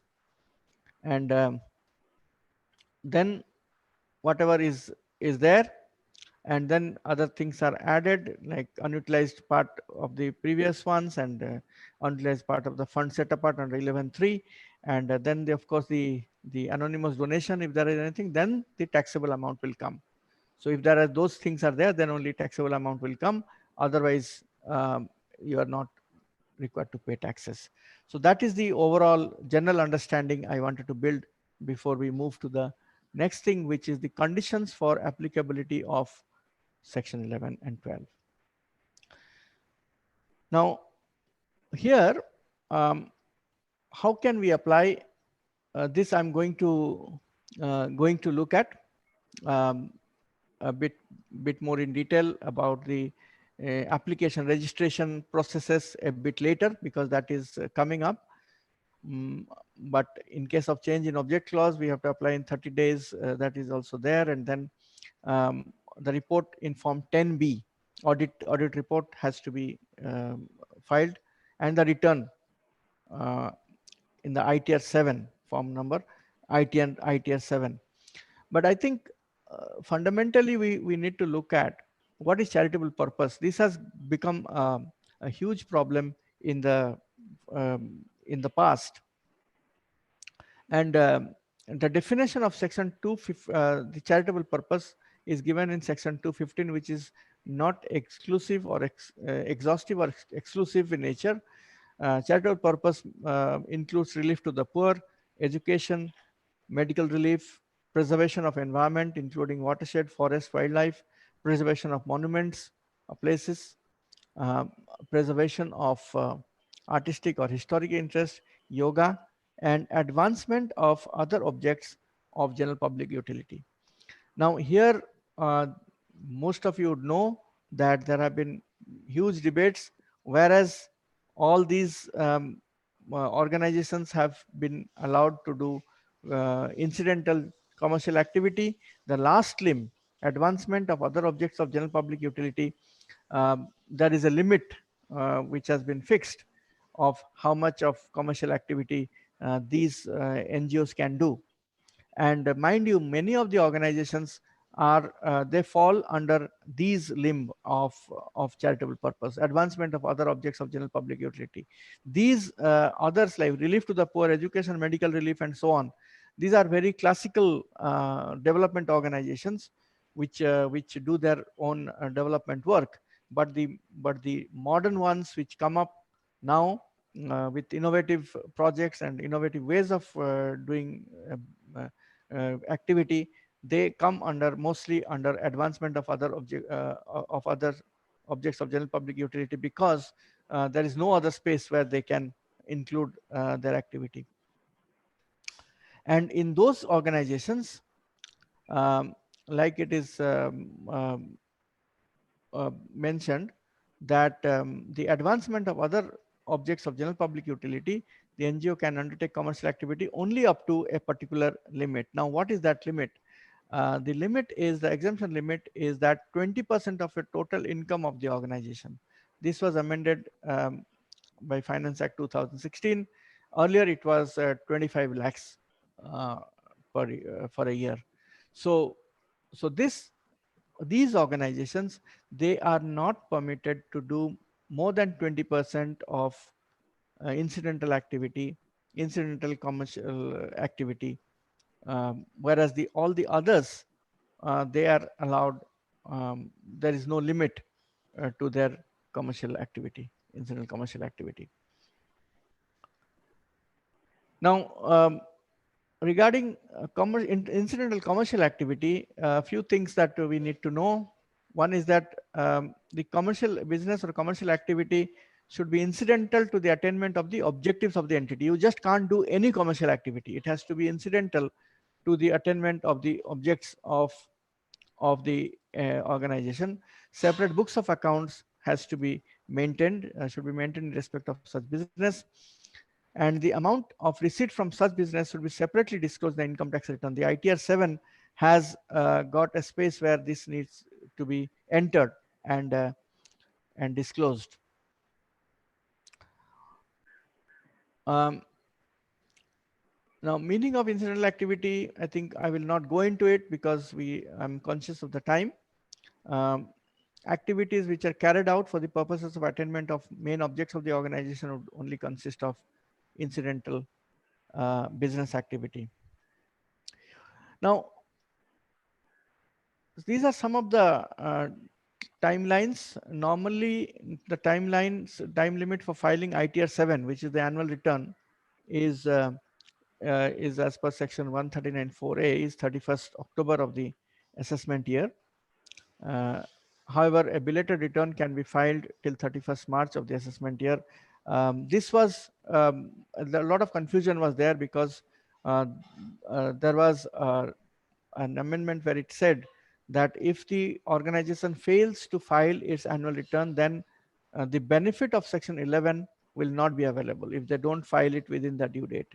However, a recent notification which came up after it by the CBDT clarified that you can file it, the belated return can be filed, and you may all know that that in recently the government has also come up um, with an extension of the deadline for filing the return, which is 30th November 2020 this year.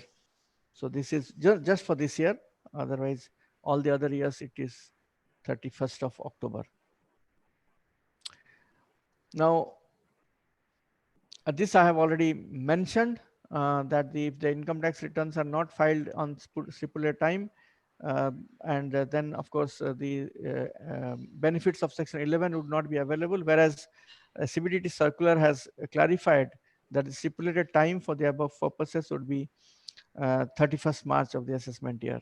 So in other words, the above provisions would apply only if the returns are not filed till 31st March of the assessment year. So we have seen section 11 and 12. Now we'll come to quickly to some of the operational issues.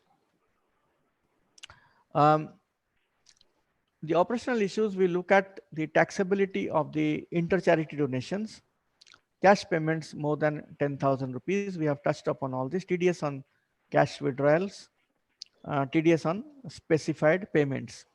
These are the 4 things that we are going to look at. Now, inter-charity donation, like we discussed, that if you accumulate income, in other words, if you are not able to utilize 85% in that year and you apply for accumulation in Form 10 for the next 5 years, then in the subsequent years, you cannot make inter-charity donation out of that accumulated funds. In other words, if you're accumulating, then it needs to be utilized in the organization itself, by the organization itself. Now, inter-charity corpus donations would be taxable in the hands of the donor organization. In other words, you cannot even make inter-charity donations towards corpus to another organization.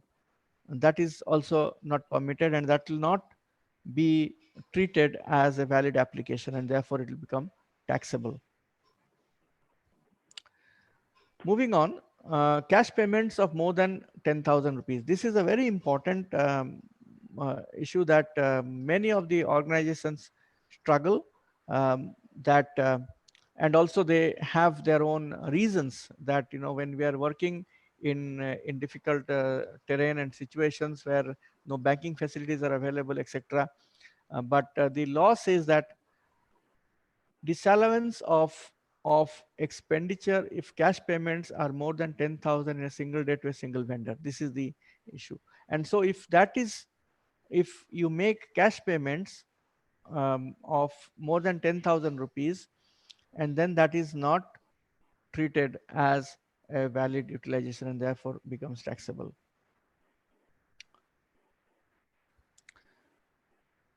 TDS on specified payments, and this again, the expenses where the TDS needs to be deducted by the organization if they have not deducted the TDS on the specified payments, like consultants, contractors, etc. Then 30% of the expenditure would be added back to the total income of the organization.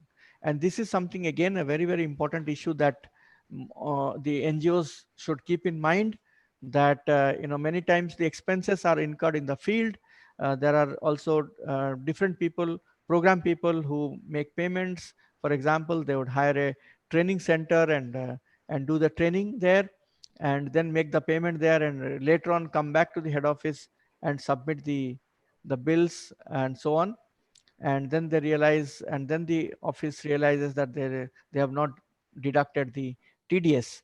And so there have been these kind of problems, and one needs to be careful about that.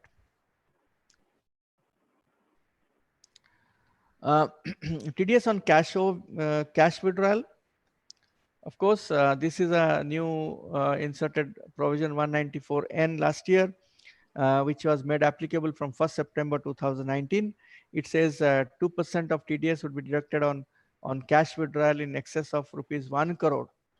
And this is, of course, not very specific to an NGO. It's a general provision of 194N.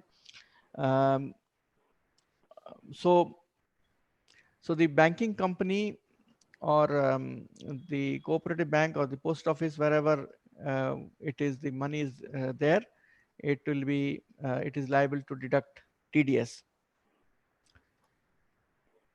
So the question remains, is it the limit of 1 crore per PAN card or not? And that clarity is still not there. Is it per PAN card or is it per bank? Because the problem is that, if it is per PAN card, then if there are multiple banks in which NGOs have kept or organizations have kept their money, then one bank may not know how much you have withdrawn from the other bank.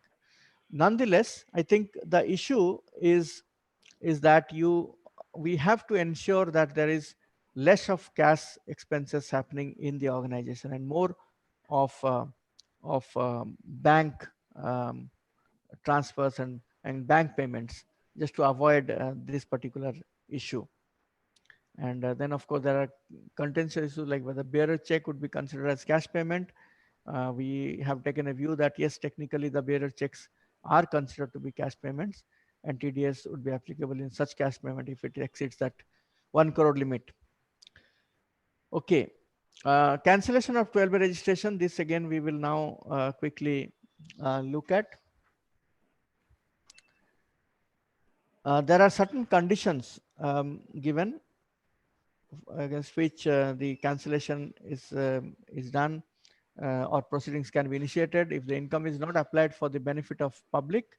That is section 13. So section 13 has got a few circumstances, primarily 3, where it says under what circumstances a 12A can be cancelled.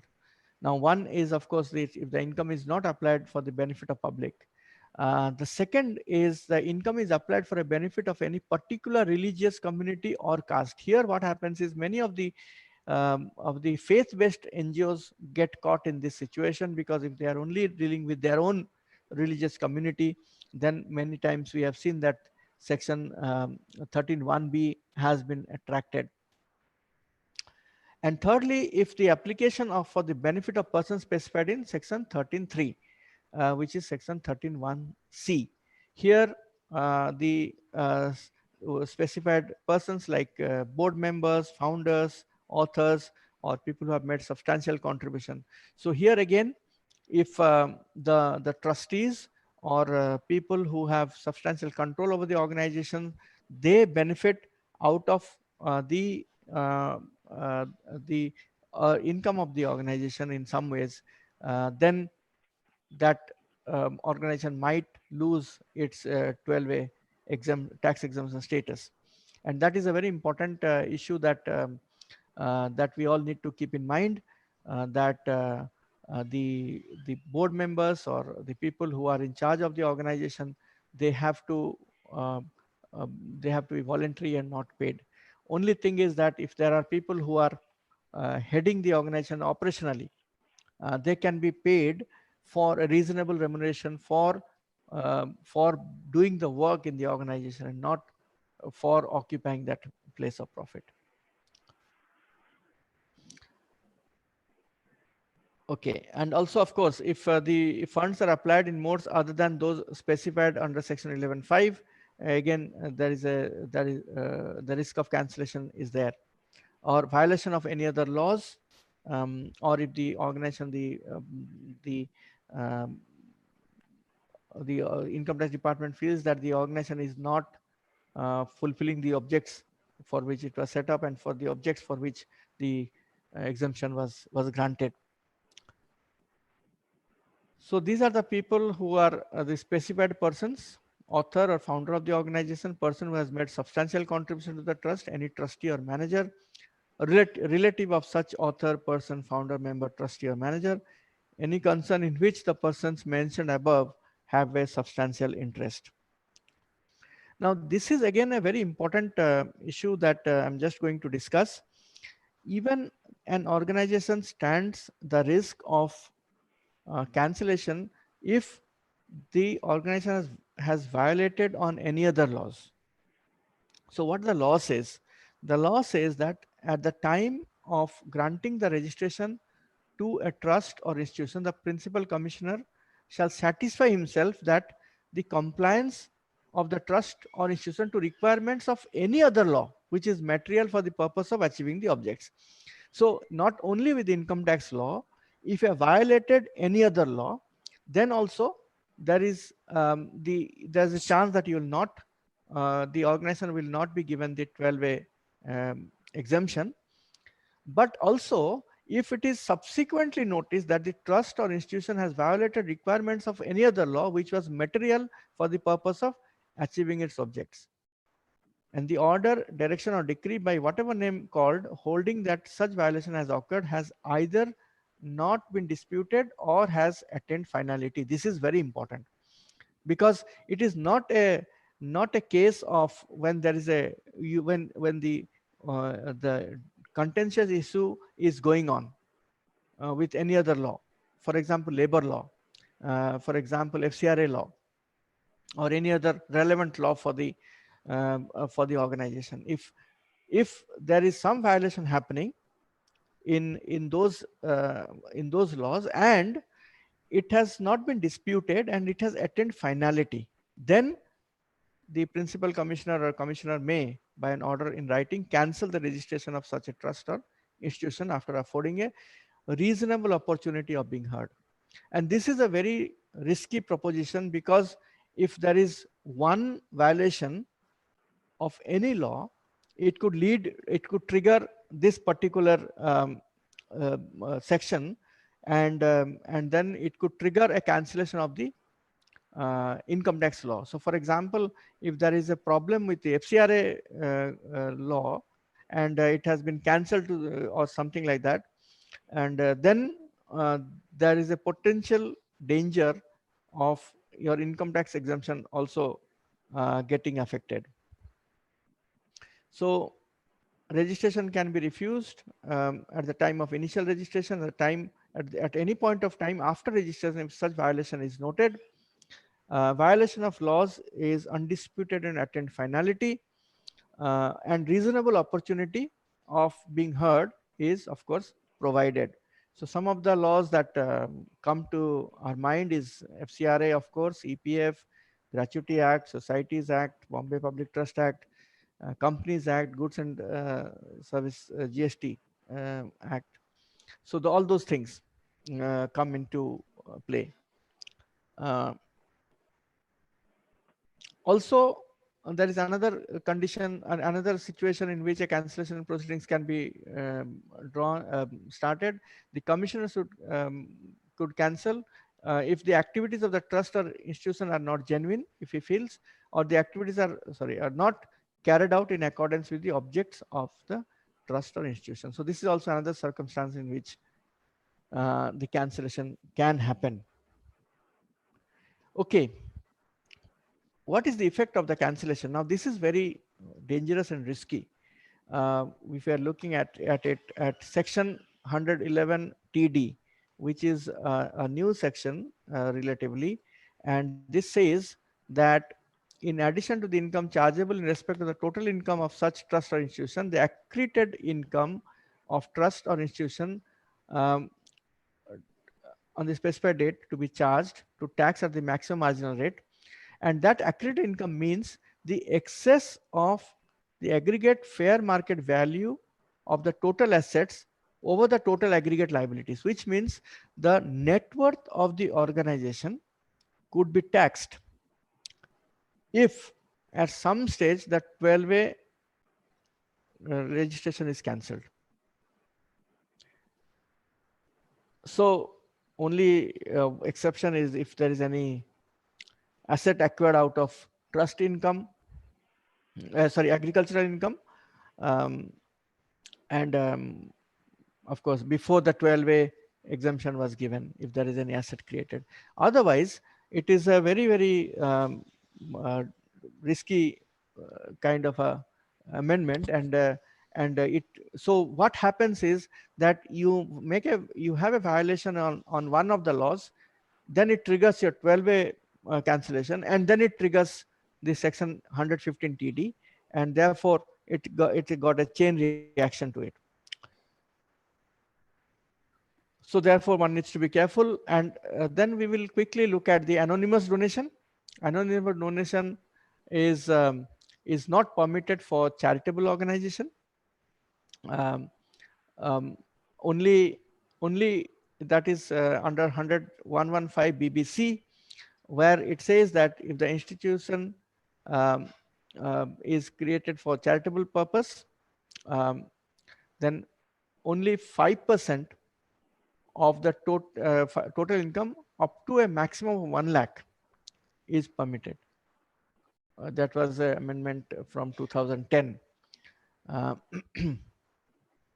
So this one needs to be careful about. If you do not know the source of your donor, then you have a chance of attracting 30% of your plus surcharge, etc., and it comes up to 33% of the total donation that you receive from anonymous sources. Okay, the last bit here is the new registration procedure, which is very fresh, and it has just come in, and it says that the 12A and ATG registrations.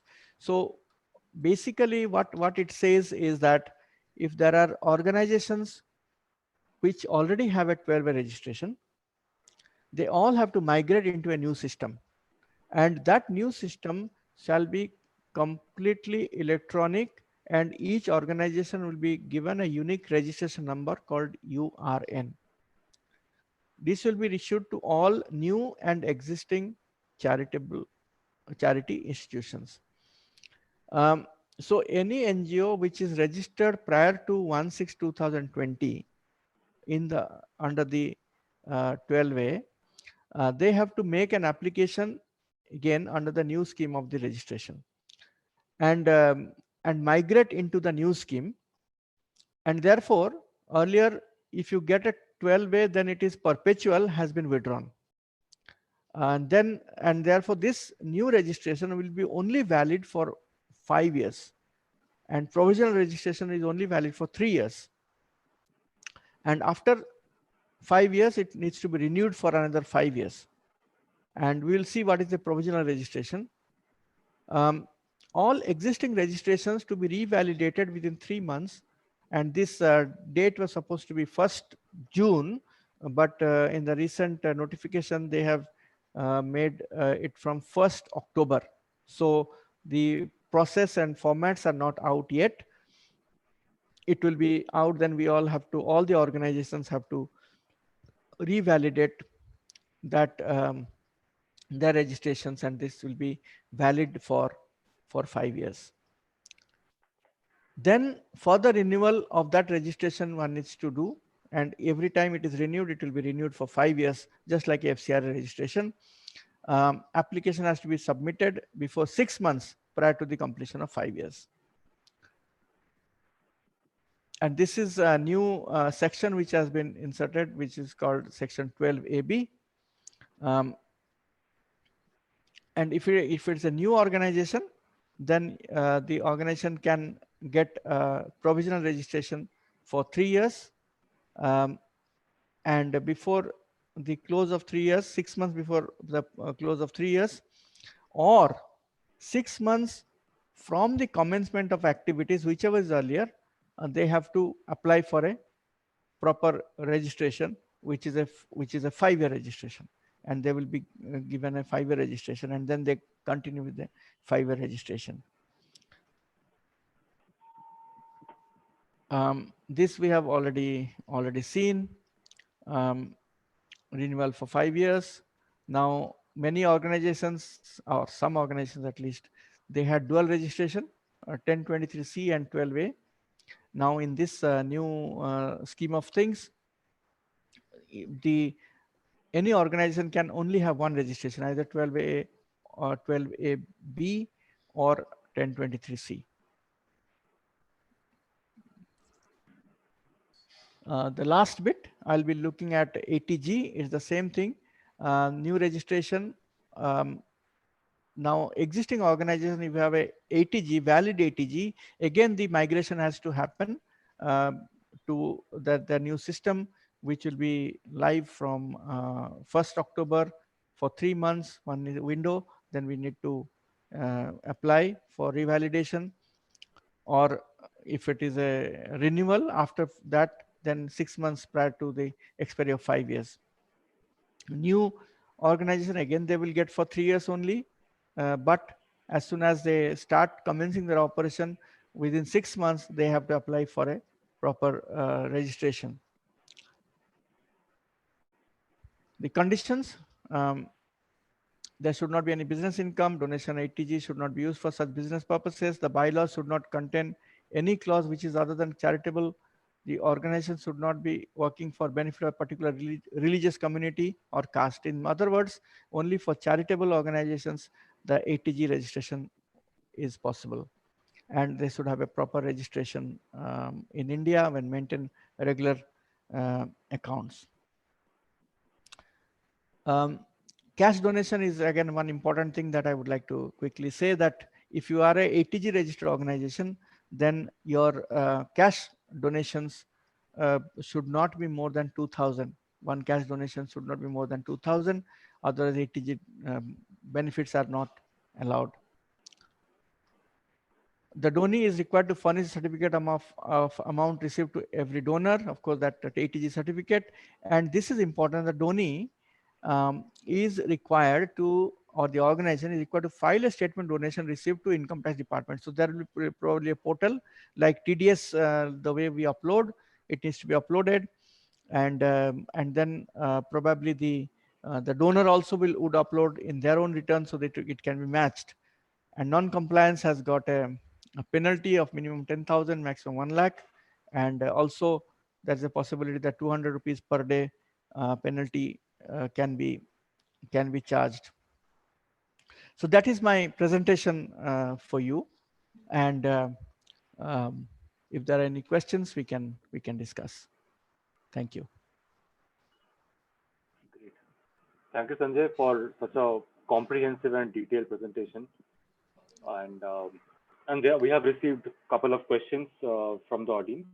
The first question is, will ATG 12AA or FCRA certificates be even harder to obtain for non-profits starting out post-lockdown?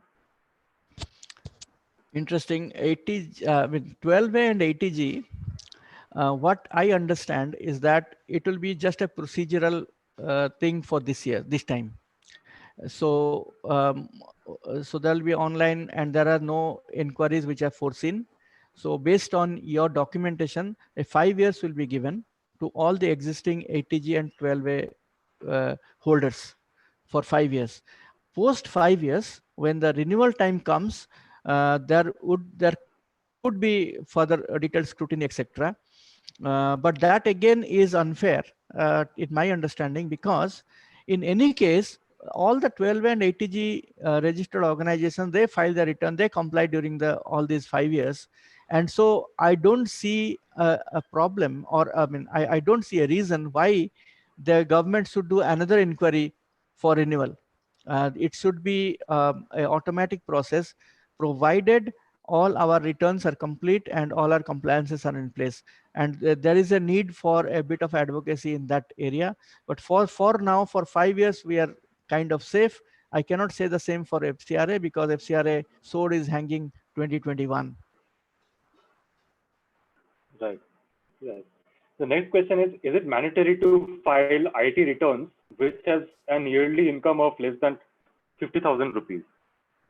Less than 50,000? Yeah.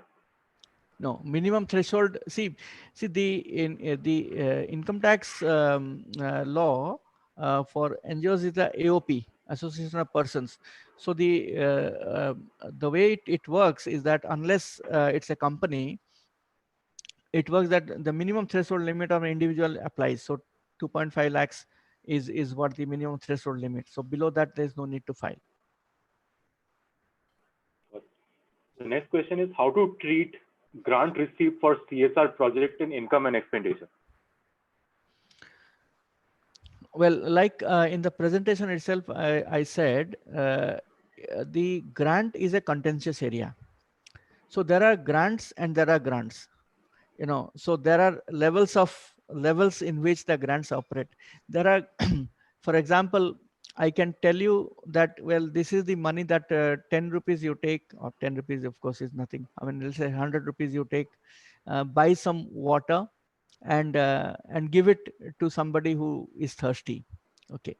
Now that is one level of grant.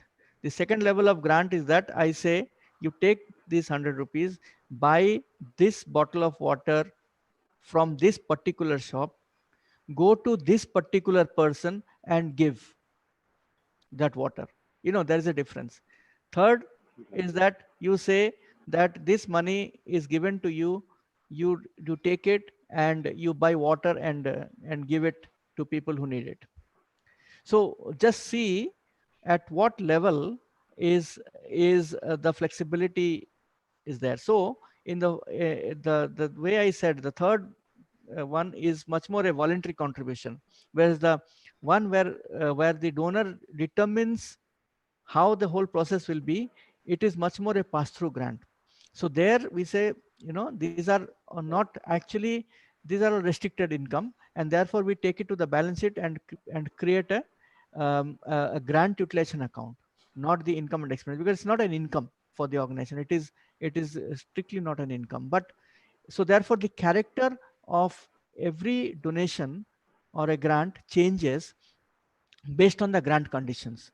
And if there are restricted grants, then we would say that it is a balance sheet item with a grant account separately. And the unutilized grant would go as in the liability side of the balance sheet. Whereas if it is a voluntary donation and contribution, the unutilized ones will go to the general fund as the surplus. Got it. One of the questions that come up from the audience recently is that what are the exact differences between ATG and 12A as far as the non-profit's activities are concerned? Does a non-profit need to have both? When can they just do with either one? No, they are all two different things completely. So it is like apple and orange. See, a 12A is required for the organization so that they do not pay taxes. Otherwise, every, like it is said, that death and taxes are two realities in life. So every organization would have to pay tax unless you have a 12A registration. If you have a 12A registration and the conditions that I have laid down, 85% you have to apply for charitable purpose, don't have more than 10,000 in cash payments, TDS, etc. All that I have said, then you don't have to pay taxes. Of course, audit, 10B, all that. So then you don't pay taxes.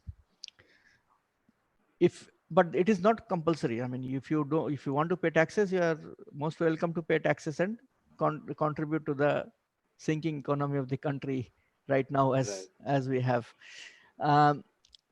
But the ATG is a different provision altogether. ATG is a benefit to your donors. So you can attract donations by taking a ATG license. If you take a ATG license, then what happens is that the people who contribute to you or give you donation, they get an exemption of tax in their own return. So therefore, Right. it is a different thing. So what happens is that when you get a ATG, you are able to attract more donations from public and so on. Even in this particular situation, if somebody is looking out to donate for COVID response, now if you have a ATG license and you are able to give them ATG certificate, then the chances are higher that you may attract more donations. Got it. On regards of ATG, there is no question. If ATG is rejected twice, is there any implication or what procedure should be followed? Sorry, ATG is rejected twice. Is it ATG application is rejected twice, or what is rejected I twice? believe that is the case. Yeah, the application, I guess. So ATG is a subsequent registration. ATG is not a primary registration. 12A is a primary registration. If you do not have 12A, there is a direct implication of payment of taxes. Whereas ATG it doesn't affect the organization as such directly. And probably we do not know the exact situation there. In what context it was rejected, and what are the reasons recorded, and then one can look at why they have rejected it, and so on, and then probably in that particular context one can always respond. Right. The another question is regarding the crowdfunding platforms. So do we provide ATG receipts for fund raised from crowdfunding platforms like Keto or Give India? Yes. Do we give the ATG to the crowdfunding platform or the individual donor when the platform shares the details? Excellent question. You see, there is a aggregator, right? These these crowdfunding platforms also have different registrations. Some of them are registered as for-profit companies, some of them are registered as non-profit companies or non-profit organizations, and so on. So one is that whether the crowdfunding platform is receiving that money and and passing on. There are some organizations who are what they're doing is that they pass it on to the ultimate recipient organization, and then that organization gives a ATG certificate to the donor. Here the problem is that the donor has not really given direct donation to that particular NGO. For the NGO, the donor is the intermediary, the crowdfunding platform.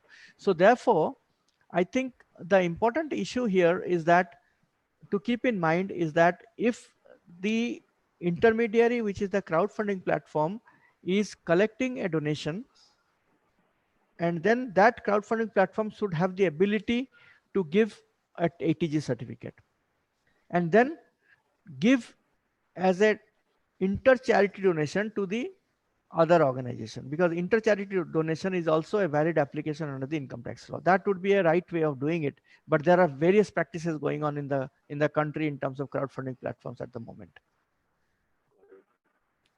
So we have almost reached the end of the session. Thank you very much for taking out time and taking out the audience through the taxation and the compliance requirements for non-profits.